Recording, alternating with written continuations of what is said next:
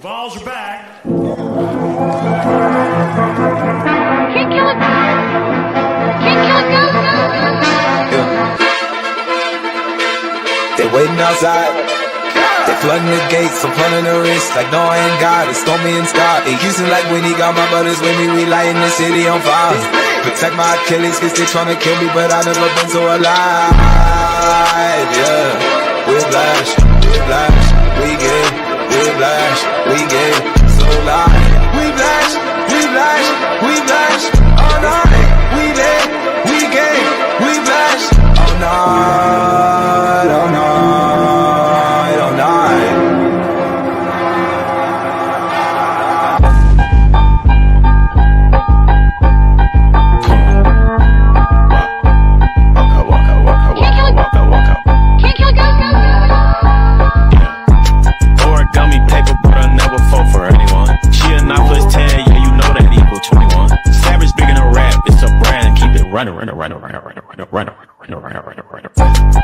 Trip her out in Bulgari, and she know she bad. I'm like fly, she like bunny. I came from the bottom, please don't ask me what it took. I got demons in my past, but my angels keep on shook. Man down, man down. I can't hear a sound. Walk out on your block, I hear silence and it's loud. Man down, man down. Me and Ryder raise a toast, tryna shadow ban my boy, but you can't kill a ghost.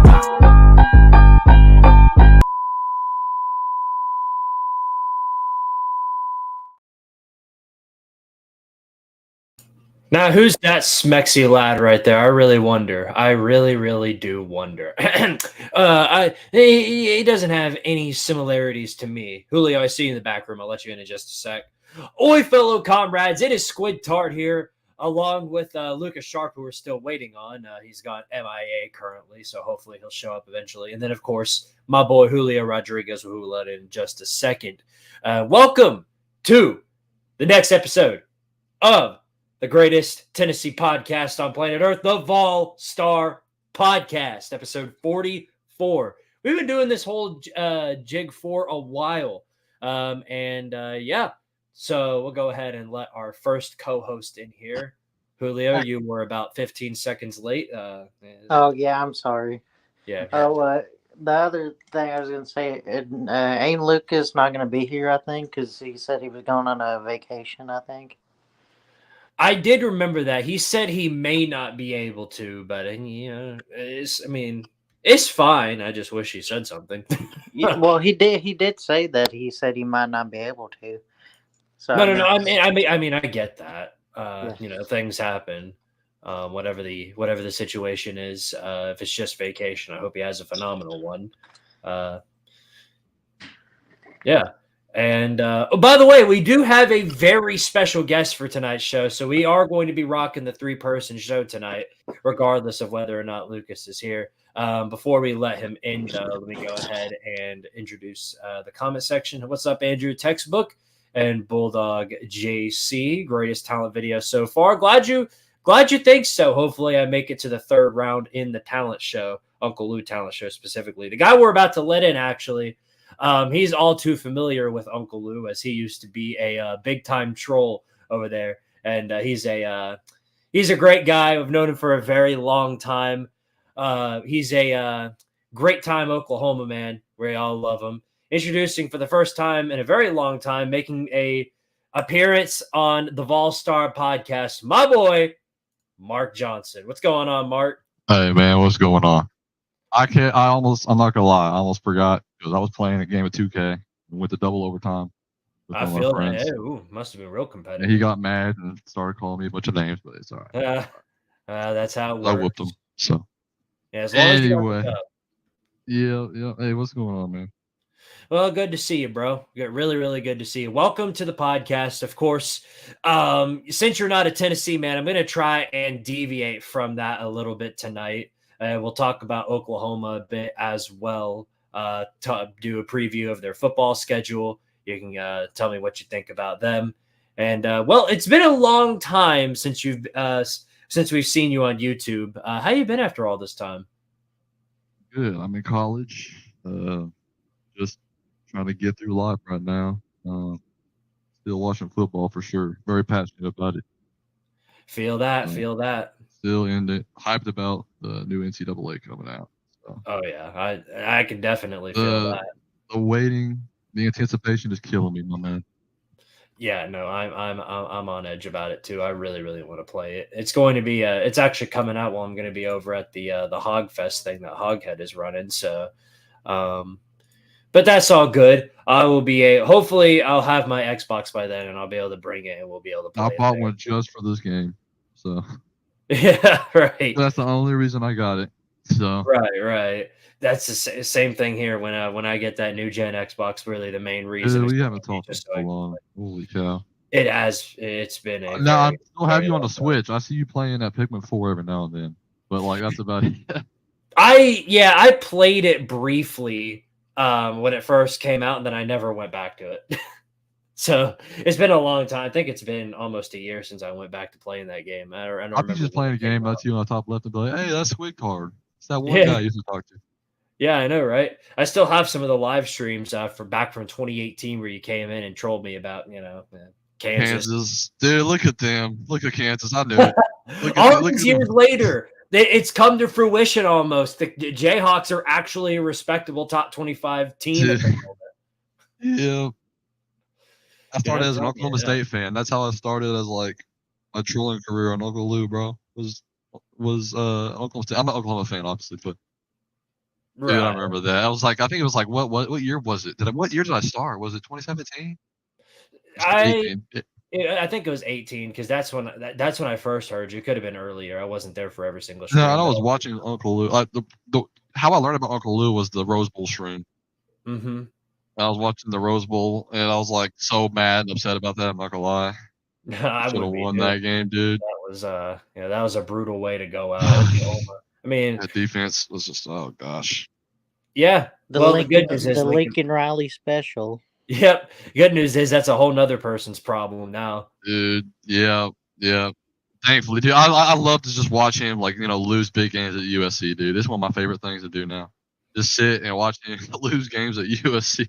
He loses them the same way he always has, by performing well offensively and then leaving out a trail of diarrhea defensively. But his offenses it seems like they're getting less prolific with time. I know it's Caleb Williams, but they're statistically getting less impressive every year. I'm just saying. Mm-hmm. Well, that is true. So, did you watch, of course, whenever they choked that lead to Tulane? Tulane finally figured out what to do. And then as soon as Tulane finally figured out and finally everything warmed down and stuff, they couldn't fucking move the ball in the fourth quarter. Yep, I watched that. I remember watching that. I had such a good time with that. That was awesome. So, and I remember the Notre Dame, USC Notre Dame was one of my favorites too. That was one of the biggest choke jobs I've seen. That's probably the biggest choke job I've ever seen. USC Notre Dame. That was bad. Who's a bigger choke artist, Mario Cristobal or Lincoln Riley? Probably Mario Cristobal. Cristobal, no doubt. I hated that hire from Miami from the get go. Dude, the dude had all this talent at Oregon and went 8-4 every year. Come on, you think he has all this talent going 8-4 in the Pac-12, and you think he's gonna come on?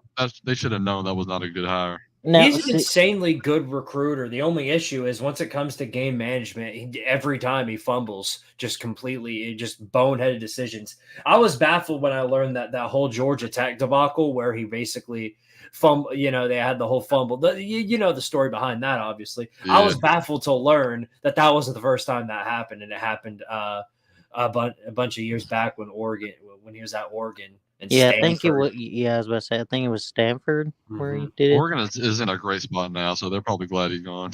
Well, see, here's the thing. I think the Mario Cristobal hire. I don't think so.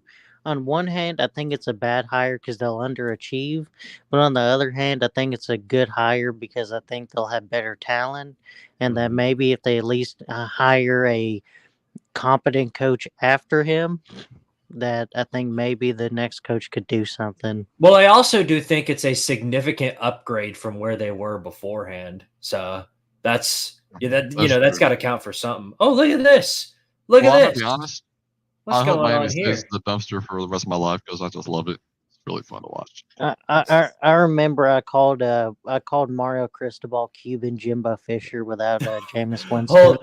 Hold on a second. Hold on a second. We actually there's a special man on vacation sitting in the back room. Let's let him in. What's going on, man on vacation? What's up? I thought I wasn't gonna be able to Glad make you it can because make this it. Wi-Fi wasn't working, but I somehow Well, got it to work. Let's switch that around. Boom. There we go. Beautiful. All right. Am I By like the We're way- glad to have you here. Yeah. So since you weren't here before, Lucas, this is our special guest, Mr. Mark Johnson, right over here, Oklahoma man. How you doing? What's up? Spectacular. By the way, I have a question. This is unrelated, but is the Ultimate Troll still around? I haven't heard from him in a very long time. Now I am following him on Instagram, so I know like what he's doing. Like let me say it like this: he doesn't have like an Ultimate Troll Instagram. No, I actually know. Like I follow his personal account, and obviously for the sake of personal information, I'm not going to tell you who it is. But no, from what I've seen though, he's been doing okay. I think his trolling days are long over though. Yeah, I haven't. Dude, my last call with Uncle Lou was probably like 2 years. I still watch him a lot, by the way. I still watch him, but I haven't called in a couple of years. Well, my last call was serious. It wasn't even a troll. So. Right. At some point, the troll side of you just sort of fizzles out. I'm not gonna lie. I mean, I still am a very trolly person. I'm not gonna lie, but like, I think last time I tried was like 3 years ago, maybe with Uncle Lou. I tried to call, and he was like, "Hey, long time no see," but it was just making me cringe internally. I don't know. It just wasn't the same. I don't know. Yeah. Well, I'm a little more grown up now.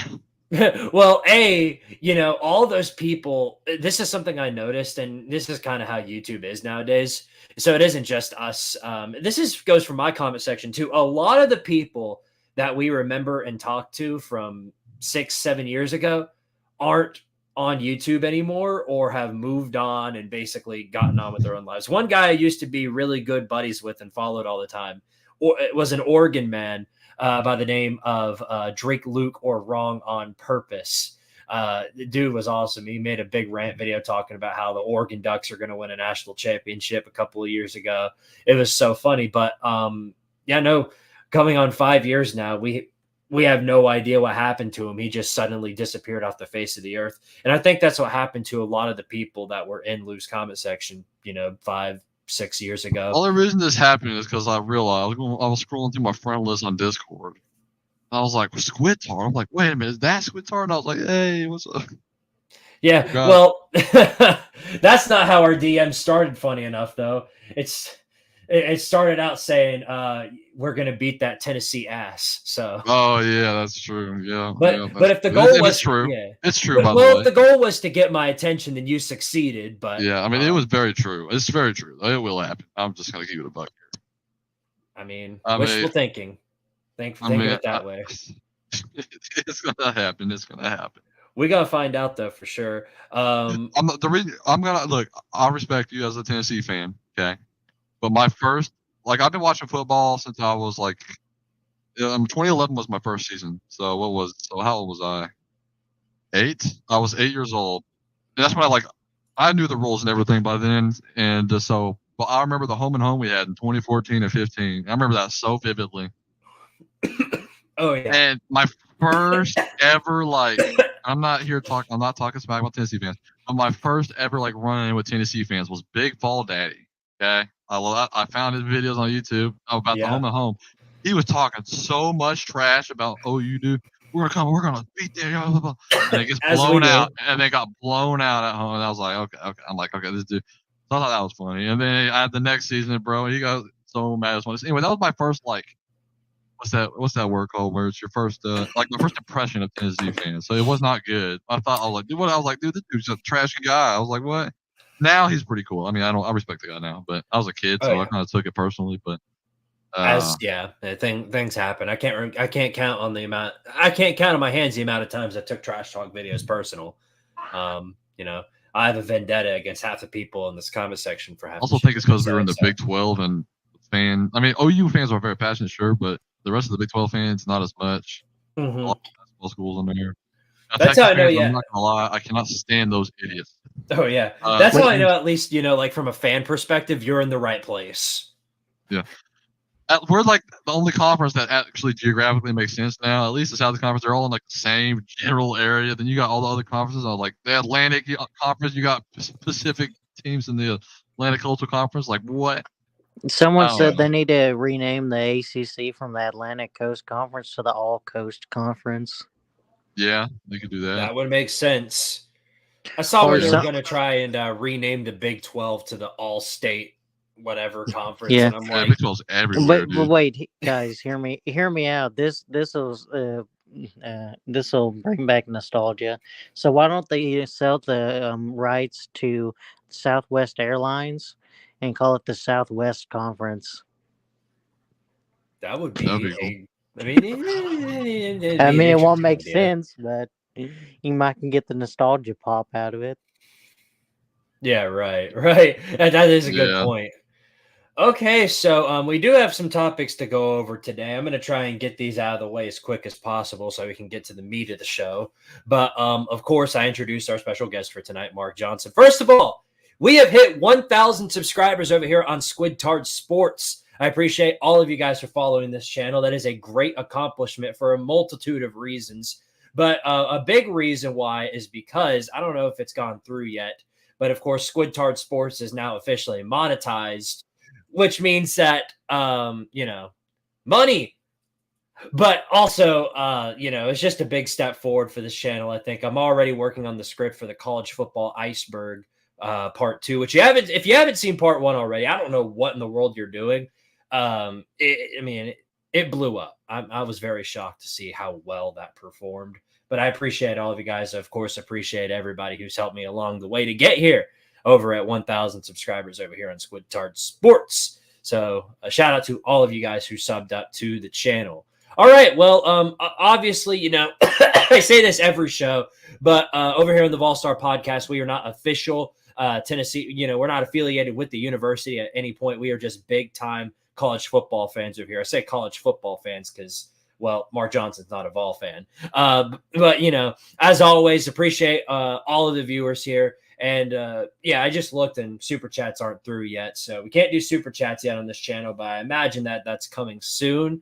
But for every dollar I receive in donations through PayPal or whatever, I'll be getting on the ground and doing one push-up for every single dollar in donations. So you get the idea here. I sort of repeated that statement about 30 times now. That's all there is to it. All right, let's get to some of the sports talk, shall we? So first of all, real quick on the football talk.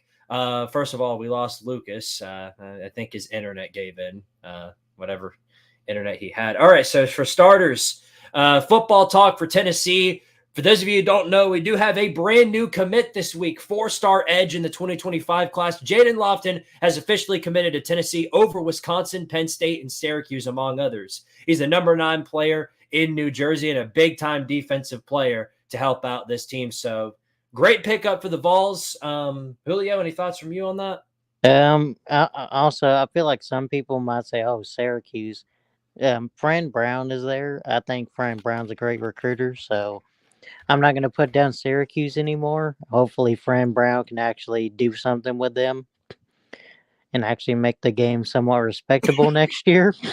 Right. Because I don't want to feel too bad beating up on them. They have not really had anything to cheer for since the '60s, or actually probably the '90s. Actually, I forgot about the Donovan McNabb years there for a second.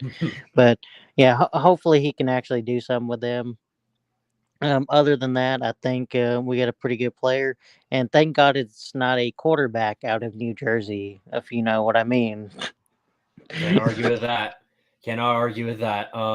So to turn this into, excuse me, I think I choked on my orange drink a minute ago, so that's why I've been coughing so much. But to turn this into kind of a Oklahoma-Tennessee hybrid thing with Mark Johnson being here, I did look at the Oklahoma recruiting class for 24 and 25, and while they're knocking you out of the park for the most part, for the 2024 class, they're ranked 12th, as Tennessee's ranked 14th. And for the 25 class, they are ranked 7th. So pretty good classes overall. Mark, any thoughts from you on that? Yeah, pretty good class overall, I'd say. I definitely, Brent Venables, he's a really good recruiter. I mean, all around, definitely better than Lincoln Riley, especially on the defensive side of the ball. Because Oh, yeah. it seems like we would peak, especially like one thing I've noticed with Venables, that we can actually recruit higher end defensive ends and higher end defensive linemen in general, defensive tackles, etc. Like, Oh, yeah. what the problem I have with our recruiting, dude, is our offensive line recruiting. We can't ever get those big time offensive linemen. Like, I don't remember. I know stars don't always matter necessarily that, but let's be honest, recruiting matters. Like, come on, let's be real. Oh, yeah, of But course. I don't remember the last time we landed a 5-star offensive tackle out of state. Last time we landed a 5-star offensive lineman, it was in state. He was awful. So I mean, I'm not gonna lie. Just over the last few years, looking at the way recruiting has gone, especially in offensive line, a little concerned, and here's why. Because considering the summer camp and stuff going on, right? Right. Offensive line is very young, and all I've heard is that they've been getting shredded this offseason. So, and when the SEC, you see where my concerns would come in, right? Very young, extremely young. But on the plus side, we do have one of the best offensive line coaches in the nation. So, but Oh, yeah. I don't know if I'm pretty sure he's never had an offensive line this young to deal with right off the bat. I can't think of a single big name offensive line I don't think we have a single big name offensive lineman right now. And I don't remember the last time I was able to say that coming into the season. Not to mention we have a very young quarterback. Jack Arnold was extremely talented, yes, but he's extremely young. And I don't know if it's supposed to be about recruiting only, but I'll be honest, I have my concerns for sure. The defense, though, I'm much less concerned about. I think it'll be pretty good. I don't think it'll be great because where we're coming from, but the talent is there. We got our defensive line is insanely talented with Adibari coming back, and we've landed a lot of blue chip defensive linemen since Venables has got here, and they should really be better developed this year. So secondary is coming back, a lot coming back on defense, and our receiving core is stacked. Our running back core is stacked. Our receiving core is stacked. The only concerns are the quarterback, and offensive line. So if they can kind of manage those properly, we could have a decent year, but my expectations are pretty low. I'm gonna be honest. For sure. I know, like, I'm a homer, but I try to be realistic here. Yeah, no, that's fair. I think the ceiling is up there. I don't think it's like the national championship or anything, but I think it's being near the top of the ceiling is being near the top of the conference standings. But the floor is like a 6 and 7 type year, but the ceiling is like a 10 and 2 type year. You know what I'm saying? Right. That's all it. But the offense, look, the wide receiving core is. I feel like we're going to score a lot of points, but I think what's going to cost us a lot is the mistakes that a freshman quarterback is going to make. He has to develop. He's extremely talented, like I said, very dynamic, but he's going to make a lot of mistakes. Spencer Rattler, his freshman year in Oklahoma, made a lot of mistakes. I remember that. Just too young. Offensive line not going to help him either as a freshman. He's going to be running for his life a lot. Oh, yeah. A lot is going to be riding on that Oklahoma-Tennessee game, I will tell you. Also, a brand new offensive coordinator. So he came from North Texas. So we'll see. He has ran some pretty dynamic. He's pretty balanced offensively, but I'm not sure how it's going to go. So, I don't know. New defensive coordinator as well. So time will tell. That is young, for sure. So that's what I'm looking for. But that big game, that Tennessee game, that's going to be ironically, it's Tennessee, and y'all Tennessee fans. That's our first big game of the SEC. Right. Which I'll just pick that game for right now. Which maybe it's too early to do that, but well, we'll go over Oklahoma's schedule towards the end of the show. We'll go over that. I'll wait for that. All right, cool. So, real quick, go over the comment section real quick.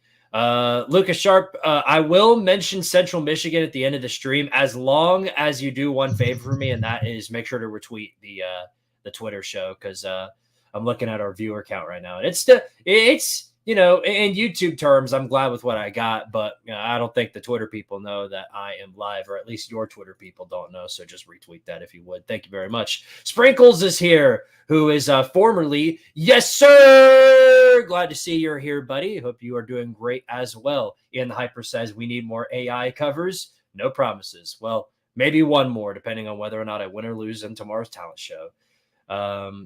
We'll give our thoughts on that UT game towards the end of the show. What's going on, Harry Leg? All right, well, let's go ahead and move along real quick. Let's see, where do we go from here? I'm going to go ahead and go over these next few parts extremely quick, so just bear with me here. In terms of basketball talk, the only news we've got for this week is that for men's basketball, there is a new SEC ACC challenge coming up on the schedule. Next year, Tennessee will be facing Syracuse on December 3rd in Thompson Bowling Arena. So we'll be hosting Syracuse. Going to be a fun matchup. Looking forward to seeing how that pans out. And then in the other sports, there is no news on Lady Vol stuff. There is some other news on football. I forgot to mention this, but there were 7 players listed in Phil Steele's all-SEC team. Jackson Ross, Dylan Sampson, Omar Norman Lott, Javontes Spraggins, Squirrel White, Cooper Mays, and James Pierce Jr. Those are your all-SEC team players, according to Phil Steele. What I like about that, they're all from different positions. So we had one defensive lineman, two defensive linemen. What was it? Offensive lineman. How many wide receivers we have in that? Like, you just list them off. Let's see. Yeah, let me check again. Squirrel White, and then wide receiver. That's it. Yeah, that's it. Okay. All right. Yeah. I was just pointing out we had 7 different players. I think practically almost all from different positions. So that at least looks pretty good for us that we had those. Well, as long as you acknowledge that Tennessee is going to win the Natty in baseball, then that's good enough for me, I guess. Is that a Georgia fan talking about a Mickey Mouse? Mouse? Yeah, but they've at least come to half reality, knowing that the Vols are winning it all. Speaking of which, let's go ahead and talk about that, shall we? Now, Mark, I don't know how familiar you are with the baseball world, but we're currently on the mountaintop in that sport right now. 2 straight wins in the College World Series, including that absolute barn burner against Florida State, which everybody in America thought we were going to lose. They were talking smack. We did a mini Vol Star podcast on this right after the game was over. It was like a midnight edition of the podcast, and we got to rub it in on a lot of different people. So that was fun. And then, of course, yesterday we got a big win over North Carolina. So we're 2-0, and if we go 3-0, then we're automatically qualified to the finals, where we can have the final matchup to determine whether or not we will go and win a championship, a long-awaited championship for the Tennessee athletic program. So that's a great stride forward for the Tennessee Vols. Back to you, Mark. I don't know how familiar you are with Oklahoma baseball, whether or not you even care about it or not. This is kind of a thing I say, and it applies to it applies to pretty much everybody. It's hard to care about a team that's outside of football that just straight up sucks. So I legitimately have no clue how good Oklahoma baseball is. I know their softball team's elite. Well, I know I'm definitely not a baseball guy. I don't watch baseball too much, but I'm pretty sure we're decent because I'm pretty sure we're okay. I don't know how good we are, but I think we're pretty good. I know a couple of years ago we went to the World Series against Ole Miss or something. You made the final against Ole Miss in 2022. Yeah. But Ole Miss was just they just got into the postseason, just got hot. They were one of the last 4 teams in. And then what was it? I think this year, y'all did okay. I can't remember if I think you got eliminated in the regionals barely. I can't remember what regional y'all were in. I think y'all hosted. I remember. Yeah. Did they get eliminated in the regional or super regionals? I can't remember. It says Norman Regional. We lost 4-1 to Kentucky. We were ranked 9. Oh, okay. Yeah, you lost to Kentucky. I couldn't remember. I knew you lost to SEC team, but I couldn't remember who. Yeah, No, of course. Yukon, Yeah. Connecticut. Yeah. Okay. Yeah. Okay. So that's what it was. Yeah. So I mean, yeah. I mean, UConn's not a bad team. I mean, they Right. haven't made the Omaha in a while, but they're not a bad team. They're like four straight. They've won like four straight Big East titles. So, I mean, they're not a bad team. They're always consistent. I mean, you probably should have beat them, but baseball is weird. Right. Yeah, I mean, I know the rules of baseball, but yeah, I just don't watch. I mean, I'm a basketball, football guy, so Yeah, that's fair. Yeah. That's fair. Yeah, I mean, I've always liked baseball, but I always did kind of somewhat keep up with baseball in Tennessee a little bit. But the thing was, we sucked for so goddamn long. Like, God, we were like, we barely ever made the SEC tournament. And then to see the turnaround we made in practically 7 years under Vitello, going from bottom of the fucking conference to the worst facilities to having a practically 8,000 seat stadium, winning 2 out of 3 SEC and regular season and tournament titles, and making the College World Series 3 out of 4 years. And practically as long as we win at least 3 more games without, losing 2, being College World Series champions, it's a hell of a turnaround in just 7 years. yeah. Yeah, definitely. Hoping, yes. hoping our basketball can get back on track. We started off pretty good last year, but we probably pretty average, I guess. This year, I don't really have high expectations, but I don't know. We'll see. I was going to say, Oklahoma's always a weird basketball program, I've noticed. Like, they'll have, like, a really good couple seasons, and then they'll kind of fall off. Yeah, and then they'll have a couple good seasons, and then, you'll come back, and I'm like, what the hell is going on over there? Why can't y'all be consistent? Yeah, it's just, I mean, I remember what really got me to basketball was Buddy Hill. Buddy Hill was there. I remember it's in 2015. We went to the Final Four, and we lost to Valonia. I'm pretty sure. Did I just say Valonia? I'm sorry. I'm thinking of a town in Arkansas named Valonia. Sorry. Villanova. Yeah, I was about to say, you mean Villanova. Villanova. It's Valonia. Valonia. hey, I mean, I'm a meteorology major. There's a town in Valonia, Arkansas that got hit by a tornado like back in 2014, and so I confused that with Villanova. So. Are they related to Rutgers by chance? Because we have a thing we do around here. Somebody a long time ago typed in the comment section Rutgers, and I ran with the joke. So maybe they know each other. I don't know. Wait.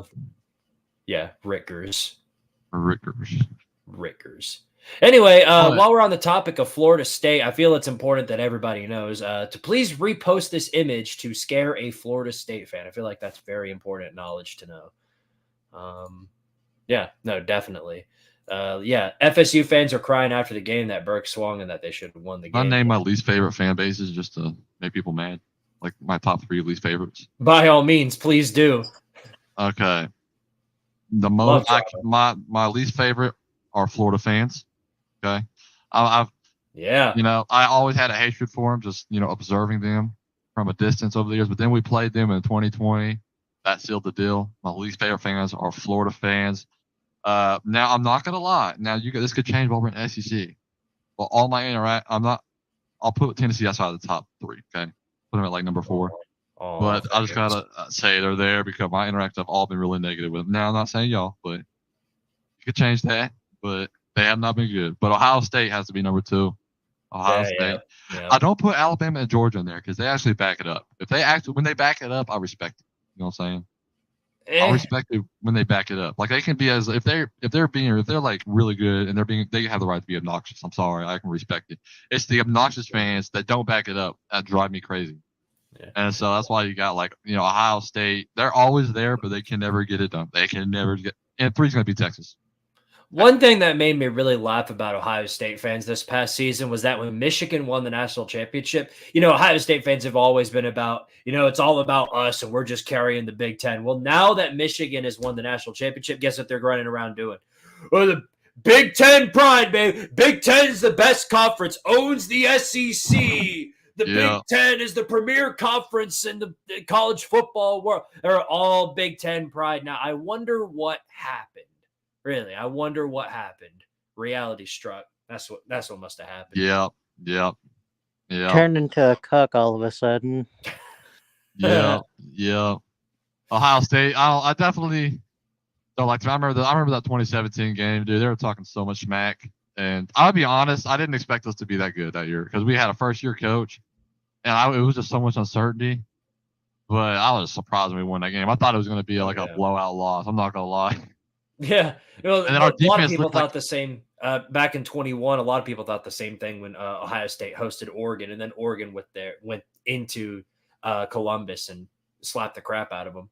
Yeah, I kind of thought they were going to. I remember that Ohio State TCU game back a few years ago. That was such a good game. Mm-hmm. Yeah, that too. But yeah, Ohio State fans, man, they're definitely a different breed for sure. And I don't even know how you look. We did it too, but then again, we were way worse from a record standpoint. How can you run around for an entire offseason talking smack and running your mouth about how you're the best when you lost to Eli Drakewitz? Yeah. No, that's bad. That's bad. That's pretty bad. I'm not gonna lie. Running around for an entire offseason claiming Big Ten pride. Then they lose to Eli Drakewitz to end the season, dude. Yeah, that is crazy. Yeah, no, that was crazy, dude. That was funny. That was like the icing on the. That was like the icing on the cake, dude. That was awesome, dude. I love that one. And of course, yeah, they're also one of the first fan bases to cry ref whenever they lose. Yeah, so that's. I think OU fans. I feel like bias aside, we're not too obnoxious, but I feel like that's going to change with time because I feel like we were just used to be dominating conferences over the years. That we don't have to be aggressive, we don't have to be like get defensive, So we're not that defensive, but I feel like we're going to become pretty rapid fan base over time. Probably even delusional, to be honest, because we're not going to be winning the SEC every year, and yeah, so it's probably thing is, Hudson, is that if the Big Ten didn't have Ohio State and Michigan, that means Penn State would win it every year. Penn State is so good at being stuck at eternal 10-2. They can't beat Ohio State or Michigan, but they pretty much whoop everybody else in the conference. Yeah, no, if Ohio State and Michigan weren't there, Penn State would probably just win it every year. Well, no, because you got Oregon and Washington now and USC. Okay, that's true. This is before that, yes. I'm not going to lie. Before that, they were not a good conference. Like, I'm sorry. They're like without Ohio State and Michigan, they're awful. Like, horrific. No offense at all. Also, there's no way, even without the addition of Ohio State and Michigan, there's no possible way that the Big Ten, by just those two losses, becomes worse than the ACC. The ACC is pretty much a vacant lot of mediocrity. I don't know, man. The Big Ten outside of Ohio State and Michigan is about as bad as it gets. Like, that's rock bottom. I'm sorry. They're bad. Like, well, okay. They are horrific. The Big Ten is horrific without Ohio State and Michigan. There are quite a few teams in there that are dumpster juice, but take a look at the entire ACC. But you got last year, you got Florida State, Clemson, big bowl of diarrhea. That's your conference right there. Okay, well, it's very close. I'll say that it's extremely close. I mean, I feel like the bottom of the Big Ten is worse than the bottom of the ACC. And I know that's a hot take, but like, there is no offense in the Big Ten, like outside of Ohio State, Michigan, none. I mean, it's just bad. It's horrific. It's just painful to watch. It's like I'm watching a 2012 NFL game. Like, I'm just keeping it a buck. It's bad. Yeah, well, you got to go down the list. Wisconsin, I really thought that Luke Fickell was a home run hire, but right now they're in such. I mean, last year they were such in a disaster mode that they let LSU's defense beat them in their bowl game. And you know how terrible you got to be to let LSU's defense beat you. That's pretty bad. He's trying to transition from that ground and pound offense that he inherited to, a more modern offense, and so there's definitely going to be some growing pains there. I agree. So for example, like look at his first couple years at Cincinnati, they were kind of bad, and that's kind of to be expected because one, it's Cincinnati, and two, he was trying to modernize the offense. And so I expect the growing pains, but I think if Luke Fickle can get it going, I think they could actually be a pretty good team. Because I've always felt like Wisconsin is kind of underachieved in a sense, which I know it's in Wisconsin, but they've always had pretty good facilities and stuff.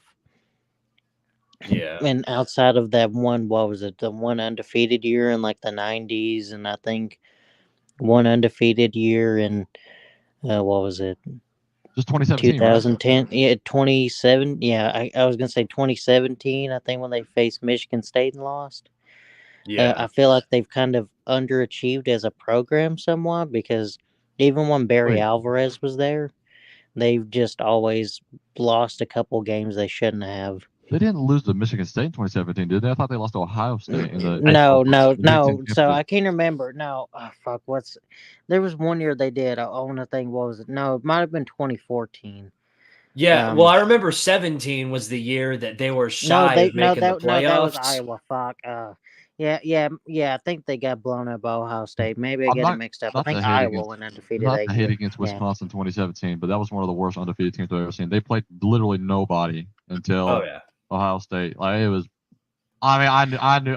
If anything, I really thought Ohio State was going to win by more than that. What they did, but that Ohio State team was not even special. So See, I'm telling you, people are going to make this mistake with teams like Syracuse and SMU in the ACC this year. Did you guys see how easy their schedule is? They literally play a bag of dirt every single week. That's their schedule. I mean, all their non-con opponents are easy. Like it's a complete and utter joke. Or Notre Dame. Well, outside of like, but they've been doing that. They've been doing that. Notre Dame has been known to do that. They keep getting away with this. Yeah, and unlike Syracuse and SMU, which in some miracle, if they make the playoffs, may make a round or two, Notre Dame's just going to walk into the playoffs and die because that's what they do. Notre Dame walks into every single postseason. No, can the NCAA please like ban them from the playoff, please? Unfortunately, because I do not want to watch this fucking disaster. Holy God, please stop. If we're lucky, they get matched up against a team like Florida State or one of the group of 5 teams that make it in. So that way, if they join a conference, they can probably recruit a little better. I mean, they recruit good, but they would probably get a pipeline going. I don't get why. I feel like that's why Nebraska fell off. Is because they left the Big 12. The Texas pipeline got completely shut off, and they're in Nebraska in the middle of the plains. There's nobody that lives out there around their area code. Like no population. Well, they can't recruit. Yeah. Well, see, the thing is, the only like couple good like recruits that you can get from that area are mostly offensive linemen, which is what Nebraska was kind of always known for, was their linemen and running backs. But you got the linemen from the plains, of course, and then you would go and get the running backs and stuff from like Florida or Alabama or Mississippi, and stuff like that. That's where you would get your best running backs. Or Texas or somewhere like that. It's really just a sense of geography now. Oklahoma's lucky that we're right by Texas. I mean, right, exactly. Oklahoma's not a bad recruiting state. It's pretty decent. You know, the culture is like very football oriented, so it's kind of like, you know, it's not bad, but we're Texas right there. I mean, yeah. Well, you're in a pretty good spot. Now we're in the SEC, so now we open a lot more of the deep South. Yeah. So. I think you're in a really good spot, though. Right outside of Texas, you're pretty close to some of the other big states. Missouri, yeah. Yeah. And we go and get a lot from Arizona and California, too. We got a lot. So we're right in the middle. Yeah, no, you got a lot of places to go. Pretty much everywhere. Being in that mid-American area, I think, is really going to benefit Oklahoma. Then you could be Georgia and just be, that's unfair. That's unfair. Like, being in Georgia is unfair. I mean, they could go forward. You can go 2-10 and have a top 7 recruiting class, probably. Oh, for sure. Yeah. Sorry. What was you gonna say? Sorry. I was just saying, like, you could be like, you could have a 2-10 season, top 7 recruiting class. Like some of these states, like, it's inexcusable would be terrible. Like, I don't know.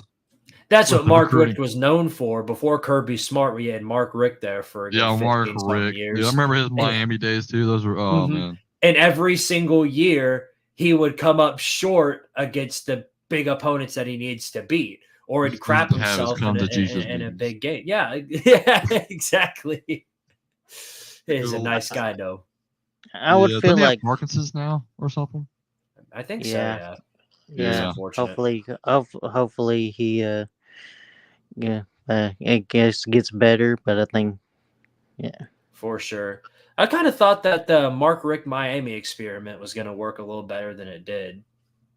well Miami defense was Miami got a freaking taste amazing. of success. Well, Defense yeah, at they Miami got was good, but their offense was horrific. It was yeah. painful to watch. I do Yes. remember back in 2017, Miami had that really, really good start to. They were like 9-0, 10-0, somewhere around that range, number 2 in the country. And then just out of nowhere, the wheels just completely fell off and they lost. So what happened was they lost to Pittsburgh for no fucking reason. Yeah. I don't know what the fuck happened. They went I think they went up to Pittsburgh and got their ass kicked. And then of course they turned around and won the next game. And then they were like, "Oh yeah, we're gonna beat Clemson."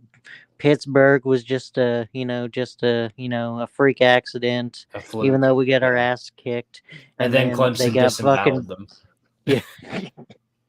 And then of course right after that they went 6-6, and then they fired them. I'm like, guys, you can't just fire someone after just going 6-6. They literally just let you in 11-2 season. Like It's almost exactly what happened to Florida State that exact same year. The Jimbo Fisher experiment reached the end of its course. I knew that, dude. I knew that was a bad hire for Texas A&M. The second that hire happened, dude, I'm like, this dude is having losing seasons with all this talent, and it was all of his success.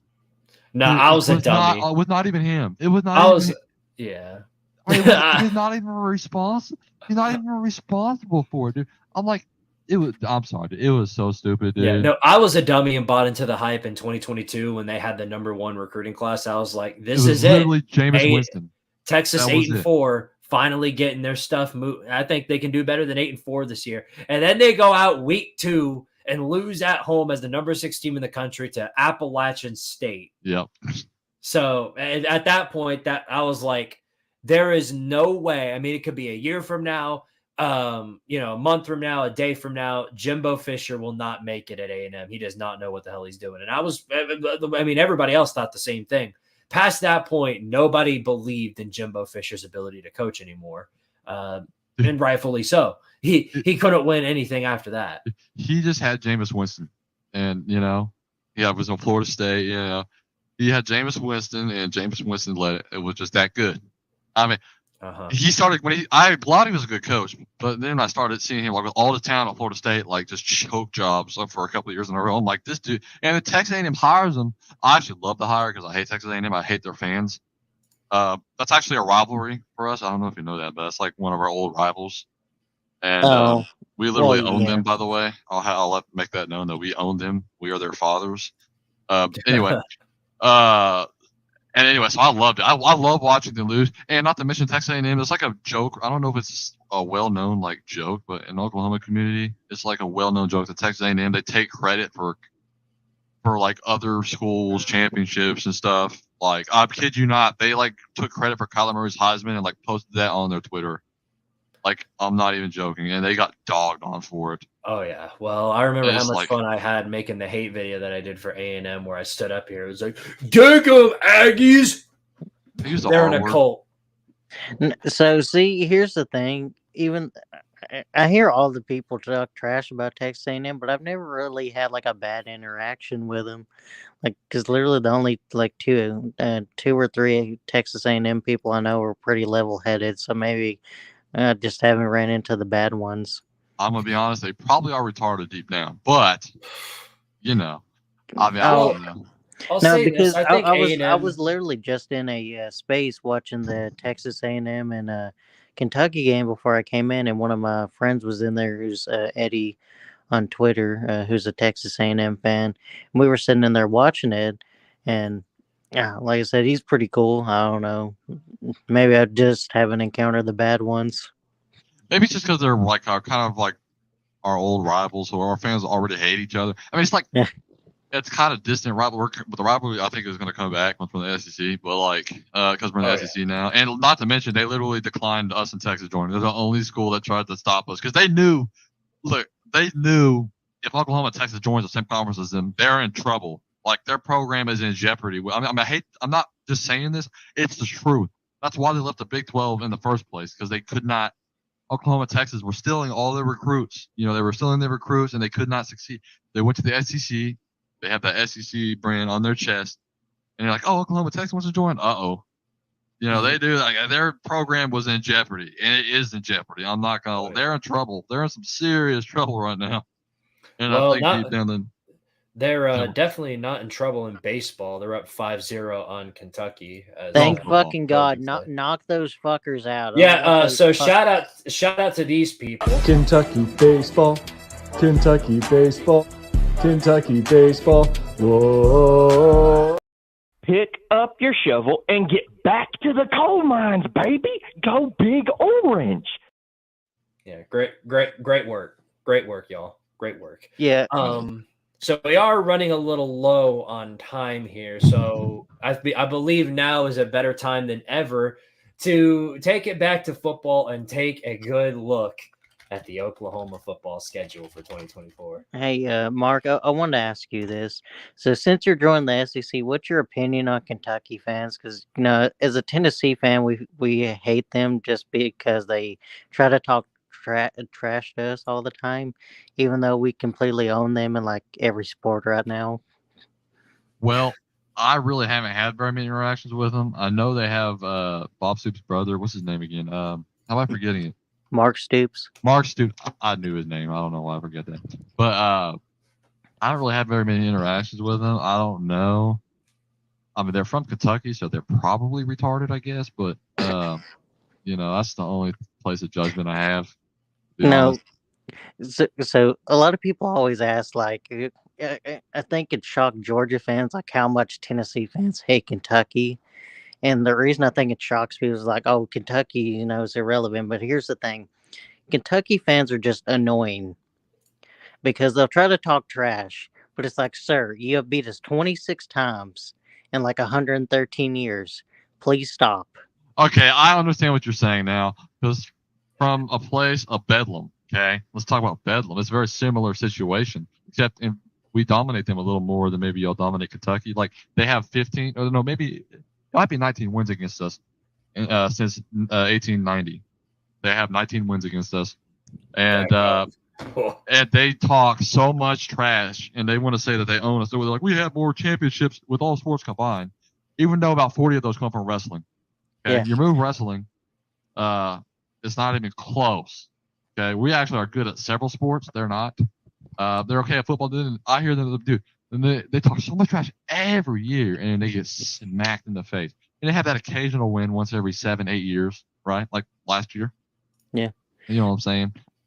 And by the way, I hate to say it, but Jeff Levy was just being retarded that game. Well, when we were running the ball, they couldn't stop us, but he just wanted to stop doing what worked, and it was just driving me crazy. Yes, anyway. Andrew, you are right. Kentucky is 3-37 versus Tennessee in the last 40 years. Just freaking beat Tennessee, please. Can we just stop losing to this stupid team with their stupid orange colors, and their stupid song, and their woo, get their woo on out of here. That's one of my favorites. One of my favorites right there. Okay, One of they my have favorites 20 wins. The experience. all-time record is Oklahoma 91, Oklahoma State 20. God, Yeah. yeah, you're right. That's more lopsided than Yeah, ours. Tennessee's is 84, 26, and 9 against Kentucky. It's close, but that's but oh my goodness. Tennessee's longest win streak is 26, and Kentucky has 26 all-time wins. That's what I always trail them with. What is Oklahoma? Our longest is 19. Our biggest margin of victory is 75-0. Oh, damn. I know Tennessee's was only like 59. I think Kentucky actually has a biggest victory against us, but that was like in 1895 or something. Man, So at least they have Civil that. War days. Yeah. See, like my first year watching football, Oklahoma State was like a top 2 team, genuinely, and potentially even the best team in college football, potentially. And they whooped us. It was 41-10, and I remember I cried. So, not even One of gonna my lie. favorite parts about Kentucky as of recently is the fact that in football, they've had a couple of years they get into the top 25 or in some cases the top 10. And then by the end of it, they still get disemboweled by Tennessee every single time. So it's so much just fun. I feel like the thing is it's just a talent gap. That's the only thing that holds these teams back. It's the talent. They just don't have the talent for it. They got the schemes and everything, but you only have so much of a ceiling. And Mike Gundy. Well, Yeah, Mike.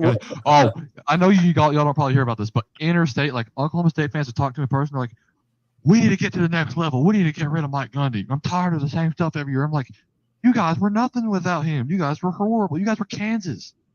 What do you mean get rid of this guy? You guys are not that program. You guys are gonna collapse without him." I'm like, and they're like, "We need to get rid of him." Yeah, no, blah blah blah blah blah. I'm like, oh my gosh. Hey, maybe Oklahoma State can actually take it to the next level now. Now that those are just Oklahoma State fans, dude, are just a bunch of neckbeard growing hillbillies, dude. I'm sorry.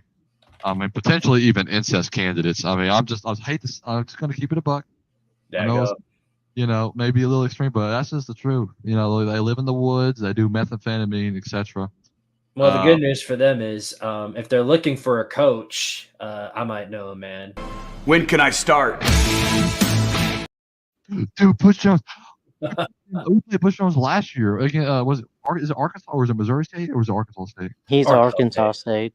Yeah. We beat them 76-0. Oh yeah, no, it was a massacre. Oh no, that was hilarious. I was celebrating whenever dude, and I remember Bush Jones, dude, so well. Oh my gosh, him at Tennessee, dude. I loved it. I mean, I hate to say it for y'all, not to talk trash, but I enjoyed it. I mean, the three coaches we hired were fucking hilarious. They were comedy gold, but it was horrible. Jeremy Pruitt, dude. I thought he was gonna be decent. I'm not gonna lie. I thought he was gonna be all right. No. I mean, it wasn't like I was when Jeremy Pruitt first got hired. I was kind of the belief that it would take a lot more time than people thought to get things swinging. They definitely fired him a little early. I mean, I don't know. You lose to Georgia State. I feel like we're going to get you eventually. Yeah. And, y'all have the moment I lost all faith. The moment I lost all faith. Y'all have Heupel now. I remember him at OU, offensive coordinator. I mean, he was pretty bad offensive coordinator at OU, but he kind of went to UCF and had like a come to Jesus meeting, and he's all of a sudden like pretty dang good. Well, you know what, the offense was bad, right? What? It's because they forced him to change his scheme to a ground and pound whenever he was one to run like his typical scheme. Yeah. It was pissing off Bob that the offense was going too fast and that the defense couldn't keep up, even though they were winning, because it was making his brother look bad. Not Mark, but the other one, Mike, I think. Mike, oh, dude. Mike was so bad. I can't believe we kept him for so long, dude. No, but then. Okay, go on. But I was gonna say, so and that's another reason why I don't think we'll ever lose to Kentucky as long as Mark Stoops is there and Heupel is there, is because Heupel fucking hates the Stoops family, from what I remember. I think this is also getting sparked up by the fact that what's that guy's name? Gerald Mincey, who transferred from Tennessee to Kentucky, made all those comments about us after he left. It's almost reminiscent of what Henry To'oTo'o did, except rather than going to one of the best football teams in the country, he went to why does Henry To'oTo'o sound so familiar to me? Well, he was our practically star linebacker, and then he transferred to Alabama. Okay, yes. That's why I know him. Okay. Yeah. Meanwhile, Gerald Mincey, he went to the Kentucky baseball. Not baseball, but football. But you get the idea. Okay, so anyway, you want to go ahead and take a look at this Oklahoma schedule? Yeah. I say we do. All right. Let's get this. Let's get this screen shared. Okay. I'll just look at it through your end. What's that? I said I was going to pull it up on mine, but that's all right. You got it, so I'm going to look at it. Yeah. So, first off, Temple and Norman, I think we're all in agreement here that that's a dub. Yeah, that's a win. Yeah, unless Matt Rule possesses that program. Which probably not happening. I would guess not. Okay, then Houston, second game of the season, also in Norman. Houston probably one of the worst teams in the Big 10 or Big 12 this season. 2-0. 2-0. Yep, 2-0. Hey guys, they get a 4-star to commit to them finally. Yes. Will that help them on September 7th? Yeah, but it's like 2 years out though, so I don't know if So it'll stick. But yeah, so I don't know if it'll stick. There we go. Now, How about I this one? think Tulane. I'm going to give us a win here, but I think this one could be a little bit tricky because right before a big game, and Tulane is respectable. I think they're a respectable program. They're a decent team. I haven't looked too much into them, but from what I've heard, I'm pretty sure I've heard a lot of good things about them this offseason. So that's not a guarantee. Founding members of the SEC, Tulane, sir. Oh, that's true. I do know that. Yeah. That is one thing that I do know. Yeah, and Georgia Tech too. Don't forget that. Georgia Tech, yeah. The only reason I mentioned that is because there's this one dude that comes in my Twitter Spaces TriStar, and he always mentions. Yeah. Every time. I'll give us the win here, but I think it could get tricky if we're not focused. In my opinion, I think, Tulane has no business beating Oklahoma, but this could be a competitive game for a while. I could see Tulane putting up a fight, but they are losing a couple of key pieces on offense, so I wouldn't be surprised if it ends pretty quick. Point is, Oklahoma shouldn't start. Oklahoma shouldn't be any worse than 3-0 at this point. Tulane also got a good coach, John Summerall. I think he was a former assistant at Kentucky. He's a good coach. He led, Troy to back-to-back 11-win seasons. Yeah. So I think he'll do well there. So. Mm-hmm. Yeah, so as Mark said, I think they are a respectable group of 5 team. It's not like this is a fodder team, but they are. And still, in my opinion, I don't think they have any business beating a team like Oklahoma, especially when they're in the SEC. So no, not right now. Now, if this were Vandy playing Tulane, then Tulane, they're all the way. Yeah, Tulane would blow them out, but Oklahoma's not Vandy. All right, and then, of course, big matchup here. First SEC opponent of the season in Norman. And it just so happens that the people that you're facing as fans of the team that you're in here with right now, Tennessee. If you want my personal, biased side opinions here, we're at home, and I think it would be a very close matchup. But I think the fact that we're at home, I think we're going to win this game in a close one because we're at home, right? Our defense, we got a lot of defense coming back. We're not a bad team necessarily. We're just going to have some growing pains. But Tennessee is also, it's kind of a question mark with them as well. You know what I mean? But we're at home, and so I'm going to give us the win. If it was in Tennessee, I would give them the win. Yeah. I would give Tennessee the win. But I think since we're at home, I think we're going to get a win here. A very close game, though. Yeah, I mean, I could see this going either way. I have it as a toss-up on ours. On 100%. mine. 100%. Well, one thing that does make me, lean towards Tennessee a bit more is the fact that Tennessee, this is such a big game for Tennessee. It's a big game for Oklahoma too, but this is a huge game for the momentum of the Vols with playoff implications on the line. You get the idea. Also, Tennessee before this game, they play, they play Chattanooga and, some other, bunch of hoo-ha, which nobody cares about, but they also play NC State, which NC State really isn't.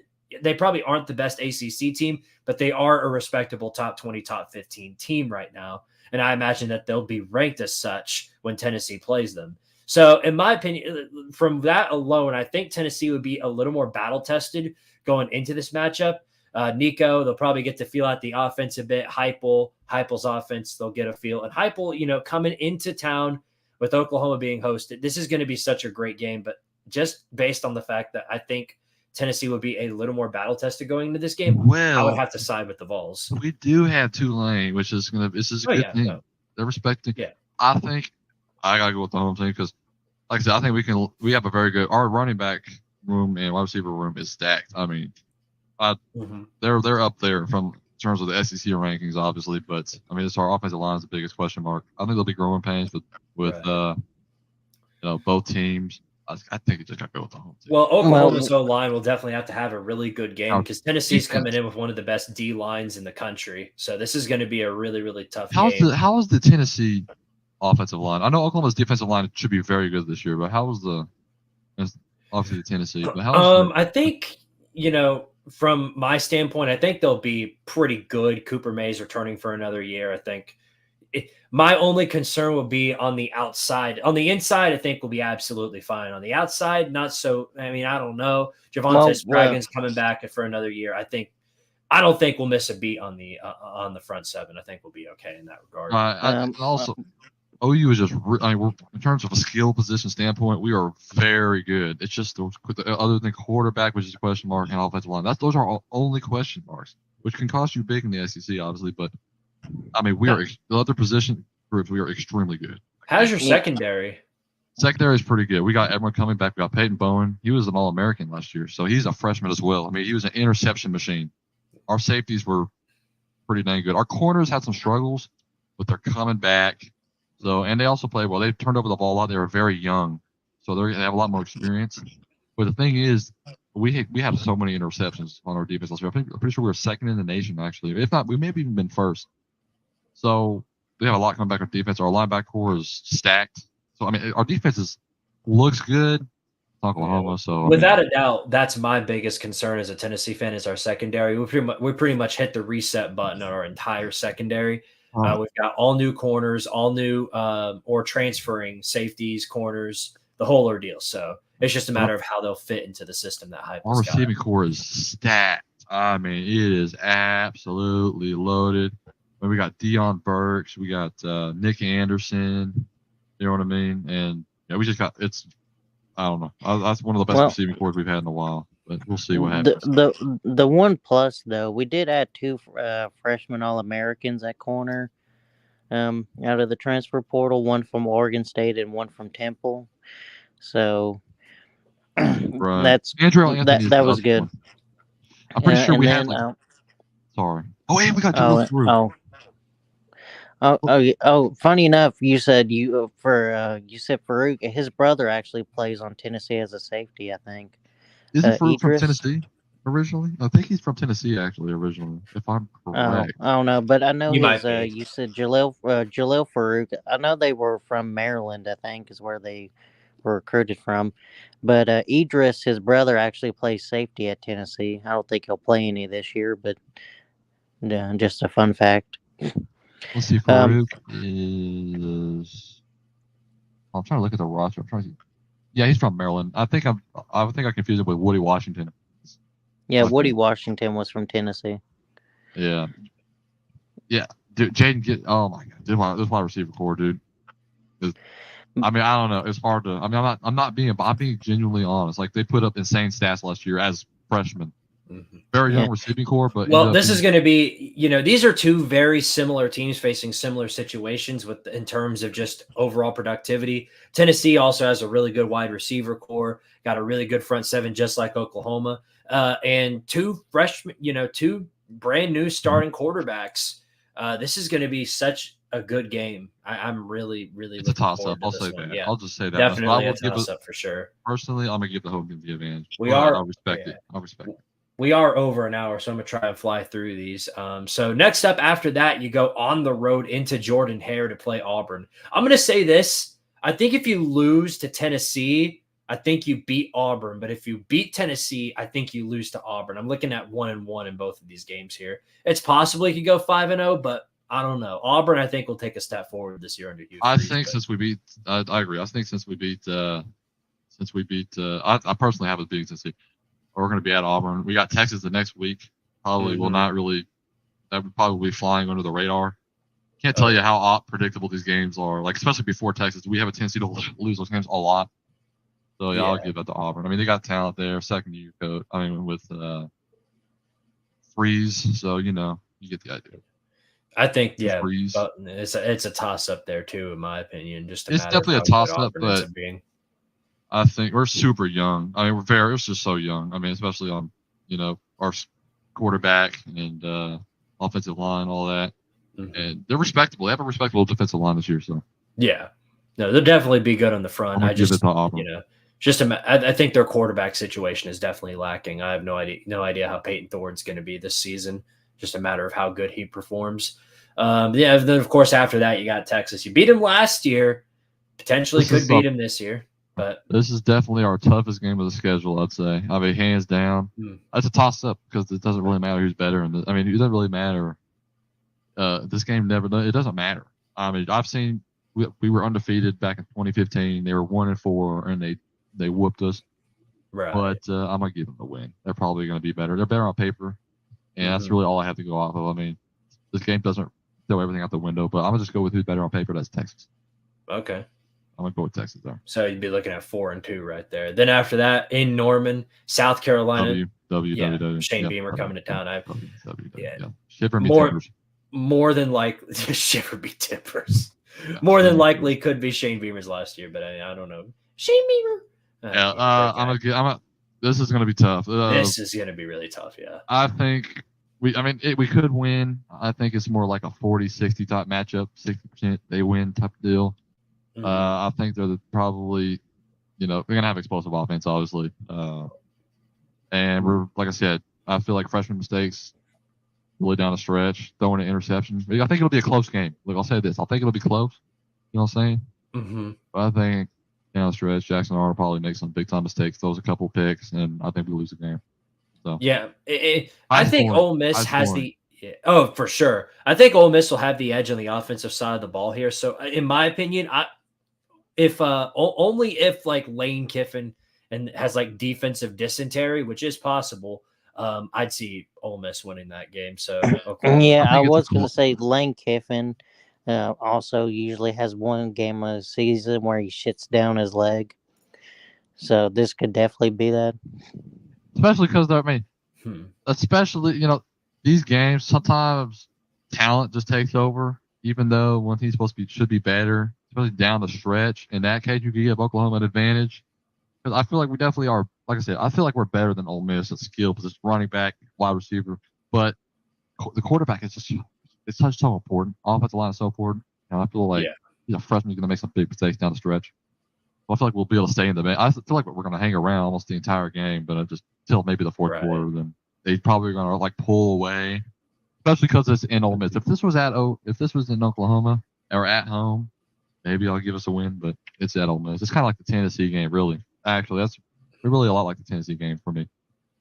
They're at home. I'll have to give them toss up there. So we'll say 5-3. Then friggin' Maine. Maine the playoff teams are they're a playoff team. Yeah, W. Yeah. 6-3. All right, this is going to be an interesting one. Going into Columbia to face Missouri, who of course had a really good year last year. They have a really easy schedule this year. Maybe a hot take, but I'm going to give us the W here. Our old classic Big 12 rivals. We own them. We literally own them in every fashion. I know that doesn't have necessarily the most of relevance to now. Their fans are retarded. That's not the point. That's not the point.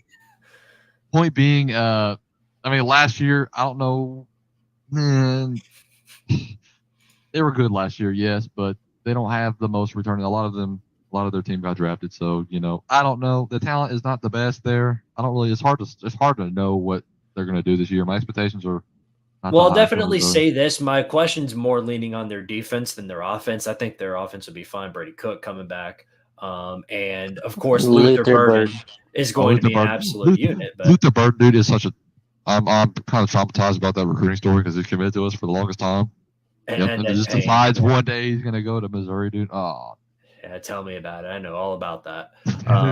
So I guess for simplicity's sake, we'll say Oklahoma gets the dub here. So 7-3 heading into this big game. Oh, you go ahead. Wait, I want to say one last thing. If I remember, Missouri went 12-1 that one year and lost to Oklahoma. Then they faced them again in the Big 12 championship game and then lost to them again. Yeah, I remember that. Yeah.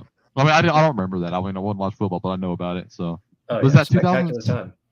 Wait, what year was it? 2007. Yeah. Yeah, it was 2007 when Missouri and Kansas were both top 3 teams. Yes. Yep. Okay. Yeah. Good times, dude. That's right. Yeah. Well, what a time to be in Alabama. All right. This was tough. I don't know how good Alabama's going. I don't know. They should be. Yeah. It's at home, and we should be getting a lot more experience. I'm gonna lean Alabama just because they're still going to have a lot of, Saban's team. They're still, a lot of them are still coached by Saban, developed by Saban.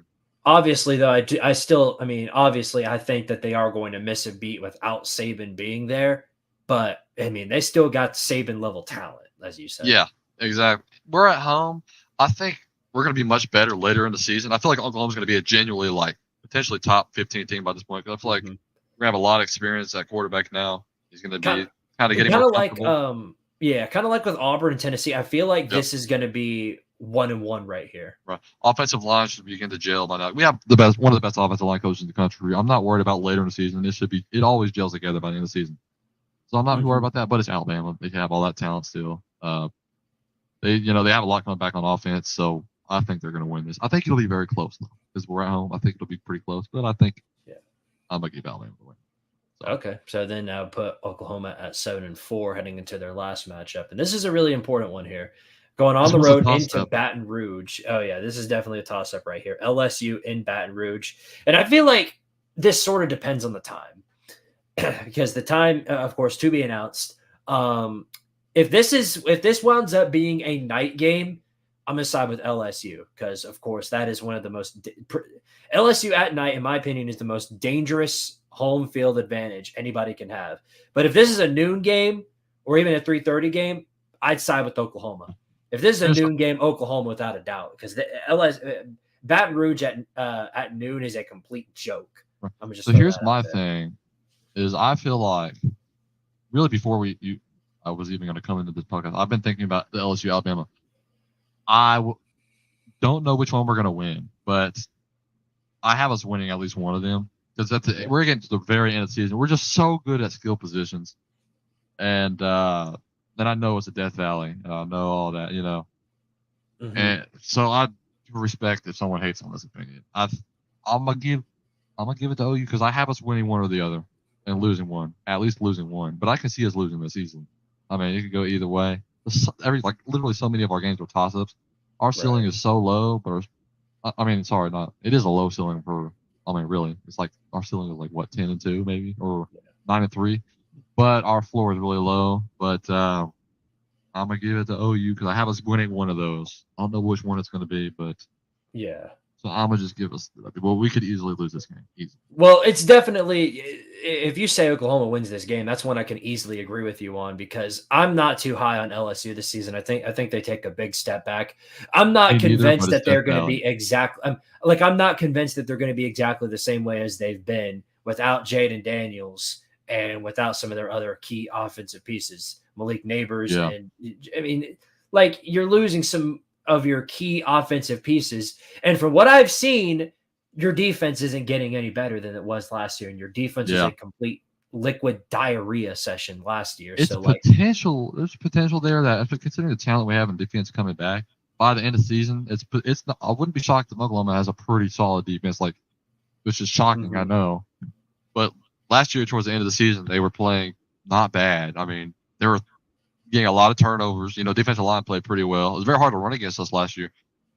Would not be shocked. So that's big information right there. Flex spot. Yes, that's true. It is a flex game. There's a lot of flex games on our schedule this year. But anyway, if it is at night, that's going to make it a whole lot tougher, I think. Yeah. But our offense should be, considering the skill positions we have, if our offensive line is gelling and our quarterback is getting more experience, making better decisions, maybe learning from his mistakes, our offense could even be on the explosive end of the scale. Considering what we have here, I don't know about our offensive coordinator. That's a big question mark. But considering on paper, that should be the case, right?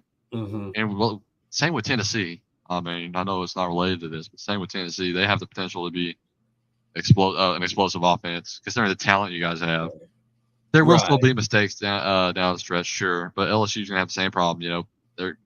So. Yeah, I don't know. That's why I give it to us, but it was going to be Alabama or LSU. So So from your prediction, you say 8-4 for Oklahoma. Yeah, I have to say the floor. I'm going to give a ceiling and floor. Our ceiling is going to be 9-3 this year. I'm going to say, but our floor is going to be a 6-7.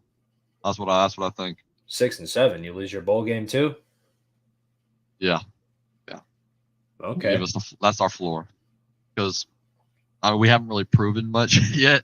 Right. I Mendel's mean, got- this is your first year in the SEC, so potentially anything can happen. But I mean, no hate against the SEC. I hope this doesn't come. I mean, I know I'm literally in the SEC now, but yeah, I'm just saying if you do they go, don't always win bowl games. But but anyway, I'm just saying if you do go 6-7, I'm just saying get ready for a whole lot of trash talk. It's a monster in this conference. I can't tell you how sad and traumatized I am from a 6-7 season 2022. I've never experienced anything like that in my life. That was my first losing season. I think that was our first losing season in like 25 years. That was like completely foreign and just insane and like hard to experience. Like, yeah, I could feel that. Once you experience 5 years as a Tennessee fan, the pain just sort of, all the battle scars you've worn, they just sort of wear in on you. So, an 8-4 season, 7-5, that doesn't affect me. Yeah, I think the reason why Tennessee fans are so bad is because other than Florida in like the late 90s, if it wasn't for Florida and Nebraska, Tennessee probably would have been the top program. That was the only thing keeping us from practically dominating everything. Those were the only two people to keep us in check, and of course Florida had to be on our side of the SEC at the time. And I think that kind of drove us crazy. And then once, after that happened and we kind of fell off. The thing about Oklahoma is, sorry, I thought you were talking. Oh, sorry. My uncle was letting me know the score of the Kentucky A&M game because he's a hater. But 5-0 still. Yeah. It's 5-0 A&M. Yeah. But what was I saying? I was saying I can't remember. He interrupted me in my train of thought. Oh, nice. Yeah. It was the Nebraska Tennessee thing. But I think like after Fulmer started falling off after the championship and everything like that, I think it started to drive our fans mad because we were perpetually underachieving when we had all this talent. It's like, what the fuck are you doing? And then, of course, right after that, Alabama got Nick Saban. Florida got Urban Meyer, and all of our fucking rivals, even including Georgia, was starting to pass us, and it fucking drove us crazy. Oh, yeah. And I think that's what has drove Tennessee fans like all over the edge to being psychotic fans. The thing about I'm sorry, I keep interrupting you. Keep going. Oh no! I mean, it's fine. I was just saying. I think that's the reason why Tennessee fans are so crazy because you had Alabama practically winning the championship every other year, and then even when they wouldn't win it, Florida would win it, and then as soon as Alabama starts to fall off a little bit under Saban, Georgia fucking wins it. It's like, God fucking damn it. Yeah. I mean, the thing is with Oklahoma is, we've had one decade since 1950s where we've been down. That was the 90s. That's it. I mean, other than that, so I feel like if I know we have to go 8-4, but I feel like Brent Venables is on the hot seat after 8-4 season. I know it's the SEC, but Oklahoma, I know I'm not being delusional like we are really. In terms of, I know there's like a lot of programs out there which are not as big programs, like people they think they're blue bloods, but it's Oklahoma, our standards are high. I wouldn't fire them personally. I'm just trying to tell you what the train of thought would be like on our, athletic directors type stuff. They'd be like, well, we shouldn't be going 8-4 anyway. After 7-6, 10-3, 8-4, that would be not acceptable in the AD. You know what I mean? Oh yeah. Exactly especially for OU. In the 90s, they would like give a coach 2 years, you're out. No. If he doesn't win, we got to reach the ceiling this year. If we don't, I feel like he could.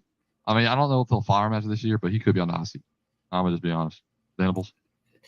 I'm not so sure about that. It would have to take like a 6. If they go like 6-6 or something, then yeah, I could see it. But like not. I know, but 8-4 is really bad. I know it's the SEC, but it's really bad for Oklahoma. It's really bad. I would be worried. I'm not gonna lie. If we do go 8-4, which I expect us to, which tells you how much confidence I have in the program. It's just not a good look. It's really not. To me, it's sort of the same excuse I give to Billy Napier, Florida. Like if they go 5-7 this year, most Florida's people not a blue blood program. They're not like that program where you expect them to, be good year in and year out. I mean, yeah, but you know how Florida people are. Well, yeah, they can suck it. You know, Tennessee's a better program than Florida overall. I mean, I'll be real here. Yeah, but they won their Super Bowl, though. They won their Super Bowl, don't you know? They beat Tennessee once. Tennessee is like a respectable program to me. I mean, from a historical standpoint, I would consider them a blue blood, but they're like right under that status, barely. We're 10th all time wins. We're like right below, like you just said. And it's funny because after 15 so years of just pain and mediocrity and terrible seasons, we're still sitting in the top 10 in terms of just overall programs. Oh yeah, y'all are good programs. Yeah, you're a good program. I'd say like the blue bloods right now in the country, like programs overall historically are probably like, you got Ohio State, Michigan, Alabama, Texas, Oklahoma, Nebraska, Miami maybe, but those are and USC obviously. USC. You can't really consider Miami because since they didn't really start winning until the 80s. I know that's the thing. That's the thing with Miami is it's just the 80s, so that's why I kind of was hesitant about that. Florida, I still think Florida's a good program. Like Andrew said, I still think they're a good. I mean, they're one of the teams that's won natties in the SEC, so there's no taking away from that. But as of recently, Tennessee is definitely the better program than Florida. Forget the head-to-head. That like you can win your Super Bowl all you want to, but right now Tennessee is a better football program. Florida's championship against Oklahoma in 2008, they should have lost that game. Oh my gosh, they should have. I mean, I've watched the replays over and over again. Dude, we were driving down the field to win the game. And boom, picked off, and they I'm so happy I wasn't like watching football at the time. I would have just jumped off. Well, like thing is, you could say what you want about like, oh, we beat Tennessee in Gainesville. Like, sure, you haven't had a winning season since the COVID year, and that's your Super Bowl. You win that game, the rest of the year doesn't matter. You prove that. Florida beats Tennessee, falls off the face of the earth the rest of the season. They didn't get another good one after that. Literally everybody else they played, they just got that Billy Napier fire. I mean, that Billy Napier hire was like one of the worst hires like ever, dude. Oh my gosh, that was bad. I knew it was bad. Where did he come from? Louisiana Monroe, is that right? No, not Monroe. Lafayette. Yeah, Louisiana Lafayette. Yeah, not Monroe. I mean, like I guess like hats off to beating Joe Milton. I guess congratulations. I don't know. I mean, the Raging Cajuns, right? Yeah. Yeah. I mean, he was going 9-3. In that conference, like, come on, you're gonna hire that? You think that's like, come on, that was bad. That was a bad hire. It's like the Aggies with Jimbo Fisher, dude. And by the way, I love to watch them fail. I mean, that was just so fun. But well, these Florida fans try and convince me that they like the Tennessee game is not the only game that matters to them. But every time you tell them about how they haven't made a bowl game or haven't had a winning season in over 3 years. Yeah. They always go, yeah, we beat Tennessee. Let me tell you something right now. They're not having a winning season this year. I'll tell you that. They might have 7 wins. Who knows? But it could very well possibly be until 2026 until they actually have a winning season. Now, I'm going to go ahead and give out spoilers and say that I am picking Florida to make a bowl game this year because I do believe that they are moving forward. I do think that Graham Mertz is a pretty good quarterback, but however, I just I don't imagine that Florida is going to be much better. Graham Mertz. I forgot when they picked up Graham Mertz, dude. I don't know. He wasn't bad last year. He wasn't bad, but he needs to get back in the Big Ten. But I mean, he's kind of like your old fat. I mean, maybe it's not old fashioned yet, but for me, it's like he's kind of like a very like Big Ten-esque quarterback. Stiff leg, can't move around too much. See, my huge concern with Florida this year, but as it was last year, is their defense. Their defense is absolutely horrific. It's LSU level horrific. Oklahoma defense just be terrible. It probably is going to be bad. The thing that, like, an Oklahoma fan watching the evolution, when I first started watching, we were known for like having a top defense year after year in, year out. And then you got 2012, 2013, Mike Stoops comes in. It's good defense, nothing crazy. And it just hits the fan. Oh my god! And it just couldn't. My grandpa, he's he was watching football since like the 70s. So OU football since the 70s, and he was always saying, "Fire this guy!" He was like getting so mad. We would be screaming at the screen, dude, like, "Fire this dude! Fire him!" We were getting mad, dude. It was. I feel that. I questioned my sanity when we lost to Florida. I will say we wasted Baker Mayfield, Jalen Hurts, Kyler Murray. Like like some of the best offenses ever. Well, think about us back in 15 and 16. we had Josh Dobbs, Alvin Kamara, Derek Barnett, Julio. The list goes on. I'm sure. What a game that was, though. 2015 OU Tennessee. Oh though. yeah. Oh yeah. No, that was a good game, but that was stressful. Like, there's just no way you can have those players: Josh Dobbs, Derek Barnett, Jawan Jennings, Alvin Kamara, and then lose to Vandy. Yeah, it's just unreal. Georgia lost to Vandy. What was it? 2016. I remember. Didn't they smash his TV or something after that? No, that was after Lou. I remember he that was after they lost to Georgia Tech. Oh, was it Georgia Tech? Okay. Yeah, that was the last time they lost to Georgia Tech too. I remember that, dude. But Georgia, 8-5 for his first year at Georgia. Kirby Smart was not bad. Well, it was bad from the standpoint that they still had a bunch of talent, but they were inheriting. You saw them getting better, though. Yeah, they inherited a brand new system because the next year, they made it to the national championship game, and ever since then they've been competing. And they shouldn't have made the championship game, as we know. Shouldn't have done it. So bad, dude. I'm still mad. That's like the worst game I've ever seen. So terrible. Right. Lincoln Riley just takes his foot off the pedal, goes ultra conservative, and then starts to go aggressive when it's high. And I'm like, dude, what? Oh, anyway, that's the whole thing. Yeah, no. If I were a Sooner man, I probably would have cried. Well, running the ball over and over again. He just stopped passing. He's just like, oh, we're up 17. Let's just start running the ball over and over again. It became too predictable anyway. What I was going to say about with Kirby, the thing is, he was a first-year head coach, 8-5. Yeah, he probably shouldn't have, lost to Vanderbilt. He probably should have been 9-4 or something like that, and probably not lost to Vandy or whoever else he lost to that year. But it's a first-year head coach thing. You're probably going to lose to a team you probably shouldn't. Mm-hmm. Yeah. Right.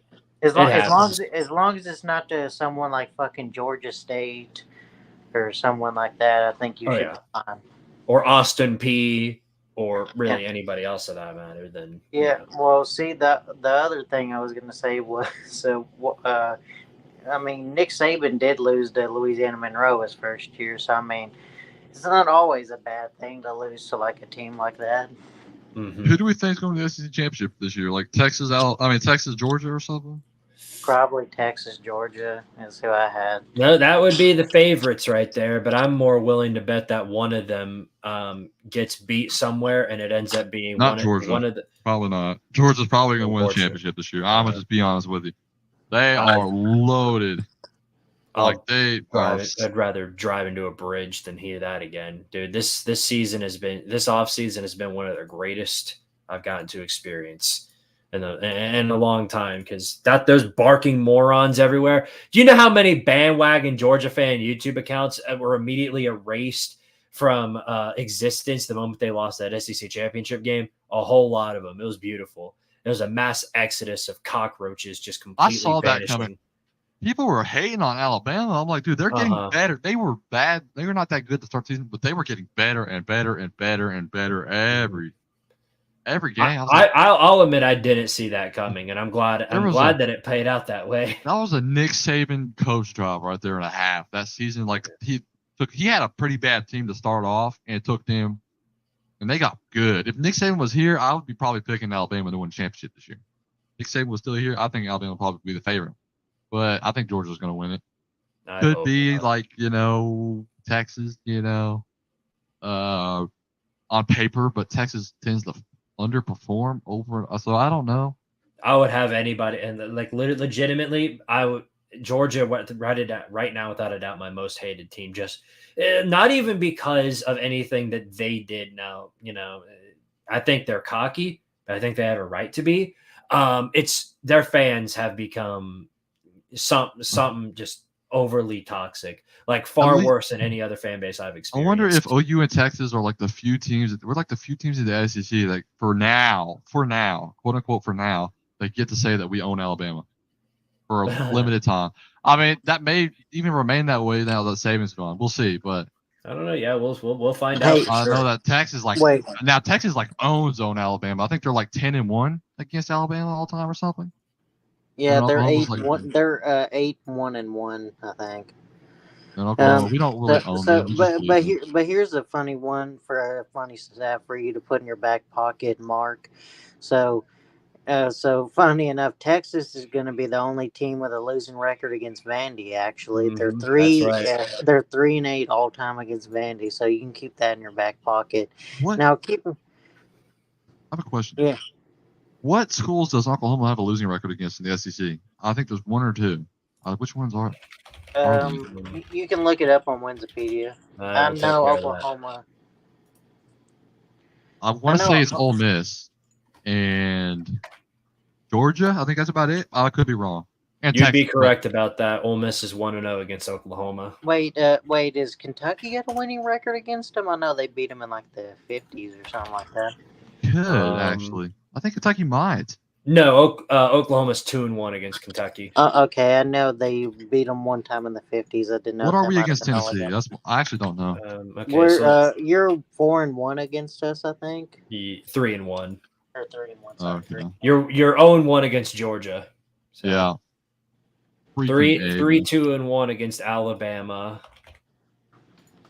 1-2 against LSU. Oh, so we do have a losing. Oh, I forgot we lost to LSU in 2019. 67-24 against Mizzou. Yeah. So I see what you meant about owning. Well, hey, you can just go on Oklahoma's Winsipedia page and scroll down to SEC, and I'll tell you all the records. Oh yeah, we lead Texas A&M, we lead Kentucky, we lead Arkansas, 10-4 against Arkansas. Mm-hmm. We lead Auburn. Now I will say it will be a little bit inflated because you have Missouri and Arkansas put in there. Yeah, so the only teams that you have losing records against are LSU, Ole Miss, and Georgia. Yeah. Everybody else you have a winning record against. I'm pretty sure LSU, 2 of those games were, all those games were national championship caliber games. Because we beat them, I think, for national title in the 50s or something, and then we lost to them in national title in 2004, which, by the way, was a heartbreaking loss. We should have won that game. And they got blown out. You only have a losing record against, or no, you don't. I was gonna say, you've only never lost to 2 of these teams, Vandy and Auburn. You never lost to either of those teams. Screw Auburn, dude. I don't like Auburn fans. I remember how much trash they talked. Like, we're the back in what was it, 2016? They're like, we're the SEC. Well, you're playing them this year, so and then we just my expectations are high. Yeah. That was so good. Taking a look at Tennessee, we have losing records against Georgia as of recently, Auburn, Bama, and Florida. Everybody else, Texas have a losing record against anyone? They probably own Texas owns like literally everybody. I don't know. Hold on. Texas. Let's check that out.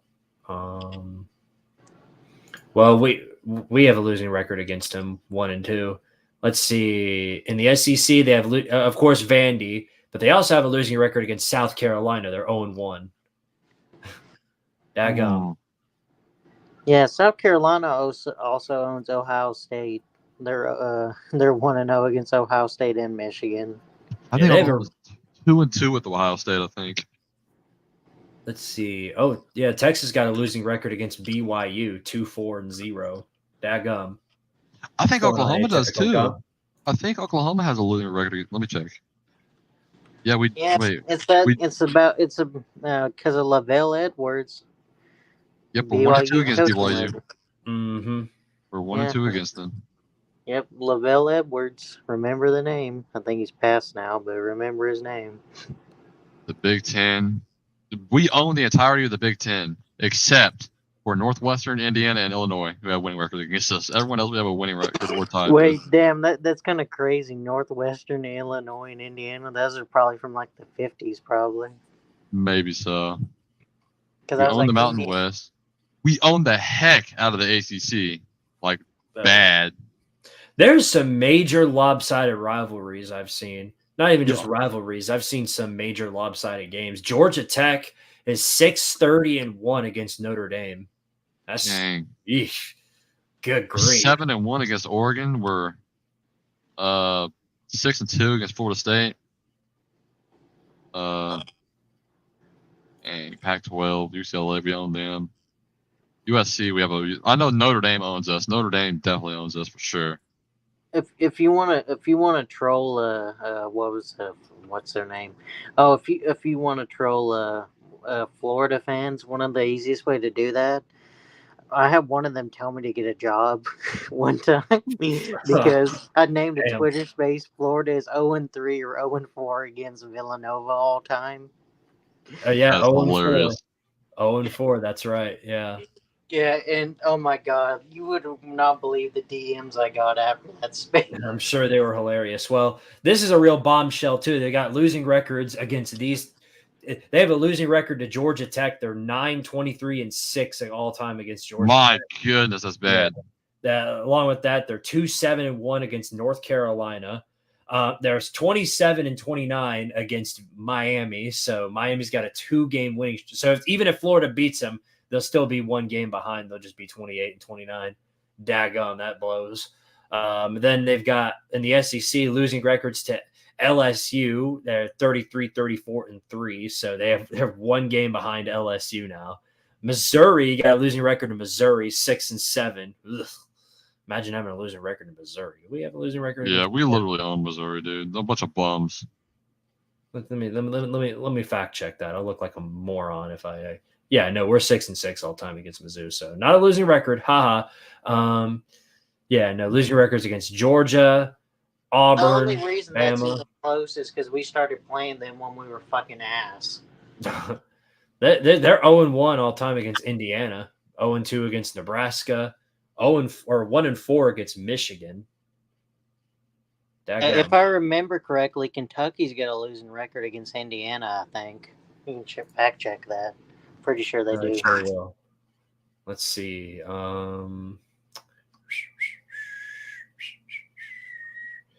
Yeah, they're 17-18-1 all time against Indiana. So just by 1 game. Yeah. Really, the only team that I can see us like developing a losing record with over time would probably be Georgia and potentially Alabama. But outside of that, I mean, I feel like I don't know. They probably will. We might be able to sustain something. We might even be able to make a little rivalry with LSU. That'd be a cool little rivalry. Kentucky's got it real bad. They got it real bad. They have their record against Georgia is 12-63-2. Against Auburn, they're 6-27-1. And then against Alabama, 2-39-1. Oh my goodness. I have a question for you. Do you think now I've thought about this, like I feel like there's gonna be a new rivalry that Oklahoma's gonna pick up in the SEC. Probably. And I've thought about who it could be, and I have like 2, maybe 3 options that I think could genuinely. And I know I'm not just saying this because you're all Tennessee fans, but I feel like our top potential like future rival could be Tennessee, or Arkansas because they're literally our state. They border us, right? Arkansas, Tennessee, and then Alabama or LSU, maybe. Those are like my. You said what? I would just be if I were leaning on anybody for that fact. I think it would be Arkansas. I would bet Arkansas too, but the only reason I thought about Tennessee is I just remember like all the beef that OU and Tennessee fans used to have like back in the day, back like a few years ago. It was pretty bad. I don't know if that'll like pick back up or not, but probably Arkansas. Arkansas is they are actually a former rival, I guess, to an extent. Well, and also I don't know with the way the schedule is lined up, it's possible you could be playing them every year as compared to Tennessee, where you only be seeing them a few times every 7 so years. So. Well, isn't it going to be every other year, or are they bringing divisions back or something? So it's just going to be every other year, right? I don't recall. I have no idea how they're going to do schedules. I know for this year and next year, it's just this year we got our schedules, and then next year it's just flipped. So it breaks my heart to know that you guys are leaving CBS the year that we come to. Like, I wanted to see an OU Tech. I thought we were going to see an OU Texas game on CBS. Imagine that. Well, Gary Danielson won't be there to tell you Alabama's going to win that game, unfortunately. OU Texas? Alabama's going to win OU Texas? Yeah, that's what he would say. No, it's a huge joke because Gary Danielson like slobbers Alabama every chance he gets. Yeah. Okay, so is it like I know like there's a joke like Gus Johnson slobs Ohio State. But yeah, something tells me it's Gary Danielson's turn to do that now. Yeah, so Gary Danielson and Vern Lundquist were like the biggest Alabama things. Like anytime Alabama would do anything, like, oh my God, Alabama. The Big Ten is like the worst conference. Dude, CBS is going to be so. It's just not going to be the same in the Big Ten. See, the Big Ten is not exciting football. It's not exciting. Like, it's Ohio State, Michigan. There's some good teams that actually, TBS, I mean, Big Ten is going to be more exciting, I guess, with Oregon, Washington, USC, UCLA. That's going to be pretty exciting. But it's not the same as, like, SEC. Well, they're going to – I think the moment of regret's going to really set in for them when they're like, now welcome to Kinnick Stadium where Iowa is hosting Indiana, and the final score is like 7-3. Yeah. Yeah. Pretty much. It's just the most boring. Or Rutgers versus what was it? Iowa in a 0-0 triple overtime game where Iowa kicks a game-winning field goal. Yeah, and his final score is like 1.5 to pie. Yeah, no, and it's the most boring game ever. You know what? I feel like growing up as a Big 12 fan, I hated Fox, dude. Like, I just didn't like. I thought it was less exciting. Like, now look, Gus Johnson is amazing and Joel Klatt, they're great, but something about the Fox scoreboard, something about it is just so bland to me, and something about the games that they just tend to put on are just so boring. ESPN is great. I mean, but I wanted a CBS game. I really did. Yeah, maybe OU Michigan next year. Maybe OU Michigan next year will provide that. But right, for sure. If we play Michigan, I think we go to Ann Arbor. Or is it Norman? I don't know. Then the year after that, we play like who is it? We play like another big team. I don't know. I love the ESPN scorecards for some reason. I just love them. I don't know if it's the design I like or whatever. I always love the ESPN CBS scorecards. I know, and I can't wait for EA. Big noon. This is gonna get me through. Yeah. EA college football is gonna get me through like the last. month. Yeah. Andrew's right about that. Making the biggest game a noon game all the time. Oh, dude. OU Texas is always at noon. I wonder what happened if they. It's probably best they don't put it at night because there's probably gonna be like some crime sprees going on after OU. Texas. At least 3:30. Make it a primetime slot. It is 3:30 though. I think they put it at 3:30, but. Good, like because screw big poop Sunday or Saturday or whatever. I feel like it would be nuts at night. It would probably be in one of the most hostile environments ever. But like, I feel like there would be some like stabbings and stuff probably after the game. Like, it'd get pretty ugly. Like, somebody's like, "Hey man, you lost the game. GG's just get shanked." I mean, OU Texas and Alabama Auburn are your best rivalries in the SEC. Can we agree on that? Like, let's be real here. Let's be real here. Auburn and Alabama. Who else? OU Texas. Those are probably your biggest rival. You're probably your flagship rivalries in the SEC now because those are definitely. I don't know. I got to see what happens with Texas A&M Texas. I really want to. You can't put that on the same level as OU Texas. I'm sorry because those are. I'm talking in terms of like those are two programs that are like historical significance. They're no. You know what I mean? Texas A&M they've never been relevant in my life. You know. It's like Auburn and Alabama is up there as like a top rivalry because Auburn has had some good. They're a good program historically, you know. Texas A&M though, they're horrific historically. Bad as it gets. Yeah. I just couldn't consider that a top rivalry. It could be considered a good rivalry, sure, like but it's not going to be like one of those like those big time rivalries like Michigan, Ohio State, Auburn, Alabama, OU, Texas. Like those are probably your top best three in college football, obviously. But right, yeah. Okay, yeah. Red River rivalry in the SEC is crazy. I don't even know what that's. I don't even know. That's gonna be nasty, dude. Oh yeah, for sure. Well, I'm looking forward to it for sure. And we've gone well over an hour for today's podcast. I think that's quite funny. We are starting to lose viewers though, but Mark, this will probably please you, but this is at this point now officially the longest episode of the Vol-Star podcast in Vol-Star podcast history. Episode 44. This is episode 44, and we're running on 1 hour 48 minutes now. Oh wow! Daggum. Yeah, no, time flew by. I mean, really fast. Guess. Yeah, no, you were pretty close. But now we got to go ahead and wrap this thing up because it's way past. But this has been a great episode of the podcast. Mark Johnson, we're glad to have you back over here in this community, and I'm really glad to have you. Yeah, we got a Discord. Send me that link. I'll join it. It should be in the description. We have a college football Discord server. It's hardly active. It's kind of a ghost town in there, but if you want to hop in on there and let people know, there's a whole bunch of different fans, including of course our good old Vandy fan who's been telling everybody Vandy is going. I just want to let y'all know, Tennessee fans know something. Okay, I've got that ass whooping coming September. Okay. All right, we'll see. It's gonna be a whooping. We'll see. We'll see. I'm just talking trash. I'm just talking trash, but you get it. I mean, it's going to be a good game.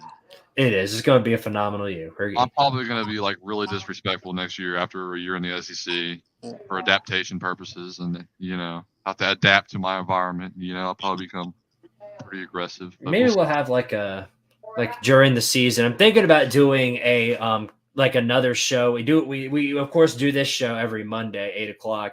But I'm thinking about doing a show on Saturday nights after all the games are over, where fans can come on and yell at each other and cope and cry, or yell and scream about how good. I get mad. I get pretty mad at games. Like I get really upset. I get very emotionally. Like a midnight. I don't know what the name of it's going to be, but I'm thinking something like a midnight cry show, midnight bragger cry show, where you come on. It's like right after all the 7:30 games come to a close. So what kind of words are we allowed to use in those situations? Because when I'm mad, man, I'm a lot, man. I got some words flying. Now I'm not saying like anything crazy, but Well, YouTube's got a list of banned words. I'd recommend taking a look at that. I want to think of you as the type of person to use one of those words in particular. There's three words. No. Yeah, I wouldn't use that. that. No, there's three words that are like super banned from YouTube. Is the R word banned? I don't think so. I know it's the C word, the N word, obviously. And what is the C word? What? CUN. How is that? What? Like fun, but not fun, with a C in front of it. You get the idea. And then the other F word. Those are your three words that you absolutely cannot say. How about the FA word? Yes. How is the C? What? How is that one banned? That's not even bad. That's YouTube's terms and guidelines. So Hey, you talk about CU. Okay, and then you got with the T at the end. Yeah. How? That's not even a slur. I don't know. I mean, it's arguable. I will say that. Maybe I'm getting a different word in my mind. Maybe, I don't know. Point is, though, just as long as we leave those three words out of it, I think we'll be abs. I'm not going to use. I don't use that word anyway. I don't want to imagine you get that heated. No, I don't use that word anyway. But I'm just surprised that it's banned. Yeah, that's kind of shocking to me. I ain't gonna lie. Dang, YouTube, man. I think they have like a guideline that tells you exactly why it's banned. I haven't really read up on it. I know the words. You're just saying don't turn it. You're just saying don't turn it into like an Xbox Live session or whatever. So. That's exactly my point. Yeah. Don't turn it into that. Don't turn it into Call of Duty server. Call of Duty server. Yeah, exactly. Oh, that. I got you. Maddie, you don't got an Xbox yet, right? You're getting the S or X? The S probably. So I'm still working on getting an actual sustainable job along with school. So it's work, but we're figuring it out. I'll post the Oklahoma 62 Tennessee 0 score after on EA college football. So all right. Well, I'll make sure to follow up on that with UTEP 125 Oklahoma 0. Yes, not UTEP baby. Yeah. Julio, I got to ask this before we wrap up the show. So you already know I have UTEP. Lucas has Central Michigan. Don't you have a meme team that you sort of just like, really love and adore from the group of five, Julio? Oh yeah, Rice, because they own Alabama. Rice. Okay. I'm glad I know that. I'm glad I know. Do you remember when I killed Uncle Lou? You remember that? Oh yeah, I do. Great. I still see those. I know there's like 2 videos of that about that on YouTube. Still, I'll look up Mark Johnson YouTube, and there's like 2 videos where I killed Uncle Lou, and it's hilarious, dude. You think I should troll him? You think I should do a troll call? I think that would be funny, and I'm willing to bet you money that those 2 videos of Mark Johnson killing Uncle Lou were both my videos on my alternate channel. I did recently rebrand that channel. So I took down a lot of the videos, but if you want to, I'll send them to you. I just moved all of those videos to my Patreon page, but I'll let you see it because you're a good buddy of mine. And also, you're the one that killed him. So, dude, I remember that. Dude, that was so long ago, dude. It's 6 years. Flies by. I'll tell you what. Or freshman in high school, dude. So was I. It was something like maybe even younger than that. Oh, my goodness, dude. That's crazy. Damn, I'm the old one in here. Right, I'm the old one in here. Dude, I was in middle school when I started trolling him. In middle school, and now I'm in college. That's crazy stuff.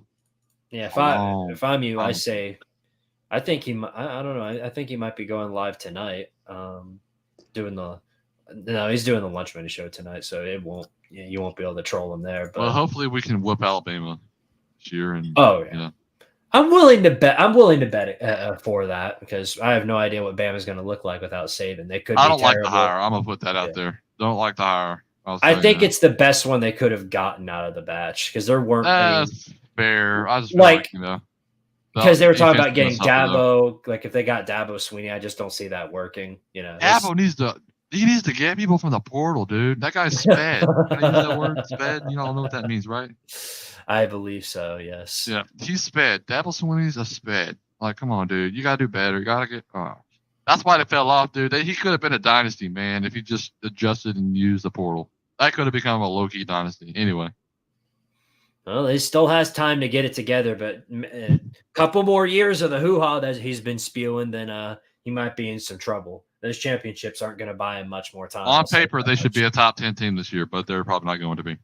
Yeah, it's just a matter of how good Klubnik plays, I think, and what Klubnik, oh my gosh, what a dumpster fire! He makes me think of like an old-fashioned Tennessee quarterback. No offense. No, that makes perfect sense. If you get what I'm saying. Yeah, and I thought Garrett Riley was a really good pickup as an offensive coordinator, but he has not been what I thought he was going to be. Their offense was like lackluster at best last season. It's because Dabo fucking handcuffs it. Yeah, there you go. There you go. You're right back to the Dabo thing. Dabo needs to adjust. He needs to, he needs to understand that, it's not the way it used to be, Mm-hmm. For sure. No. For sure. Well, we got to go ahead and we're almost at 2 hours now. We've got to wrap this thing up. I've got stuff I need to do. And so I'm sure you guys do as well. But as always, of course, I appreciate you guys coming on here. And Mark, if you ever want to come back on again, we're glad to have you on here if you feel like talking some more sports. Sorry for forgetting so many times, but you're good. You're good. Almost did today on that 2K game, but yeah. But I pulled Well, we're glad you made it because this turned out to be the longest episode in podcast history and a really, really great episode. As always, of course, I appreciate all of the people who tuned into the podcast tonight, whether you're on YouTube or Twitter. And as always, I, of course, appreciate Julio for joining tonight's podcast, my special co-host, and Lucas Sharp, even though he's over. He tried to join with a flip phone, and that didn't end up working all that well. Did he actually, or are you trolling? I'm trolling. It was just he was in a really bad service space. So he's on vacation. So Lucas, if you're listening, have a great vacation, buddy. We're hoping to have you back next week for the next episode of the podcast, where hopefully our baseball team can go on even further into Omaha. I have no idea. Julio, by next Monday, where will the tournament be? Let's see. 24. Go to the ESPN app. I can't look at it because I joined from Twitter. Oh, dadgum. No, yeah, the 24th. Julio, we may have to reschedule the podcast. See, the next podcast is on Monday, the 24th, right? Hey, I gotta go. I'll see you later, man. All right. See you, Mark. Thanks for tuning in, or thanks for being on the podcast. Dadgum. I can't say nothing. What I was gonna say, Julio, was that the 24th, next Monday's show, the 24th also turned out to be the last. It's Game 3 of the College World Series Finals. So, yeah, and it starts at 7:00, and probably the best we could do for a thing like that would be rescheduling it or delaying it a little further until the game's over. But that means we'd be starting at 10:00 at night. Well, so here's the thing, though. it might not take a game 3 because we. Yeah, no, that's. I mean, it could very well. Yeah, you're right about that. It could be over in the first 2 games, and in which case we're scheduled at the right time. But if that doesn't end up being the case, then yeah. We'll have to figure that out from there. But we got a whole week to find out. Yeah. So that's all there is to it. That's all there is for today's show, fellas. So thank you all for tuning in. Julio, got any finalizing words for the people? Go Vols. Let's finish the story and hopefully win a national championship in baseball. And and go Rice, I guess. Well, yeah. First of all, go Central Michigan Chippewas or whatever. Shout out to Lucas. And Tennessee, finish the story, fellas. This is the best chance as any in a while that we're going to win a national championship. Of course, football's coming up and basketball down the line, but this baseball team has the chance to make history for not just baseball in general, but for this Tennessee Volunteers program. So go out there, whoop some more booty, and win a natty. Go Vols, and put the whooping of a lifetime of whoever we play going forward. Go Vols, baby. Woo!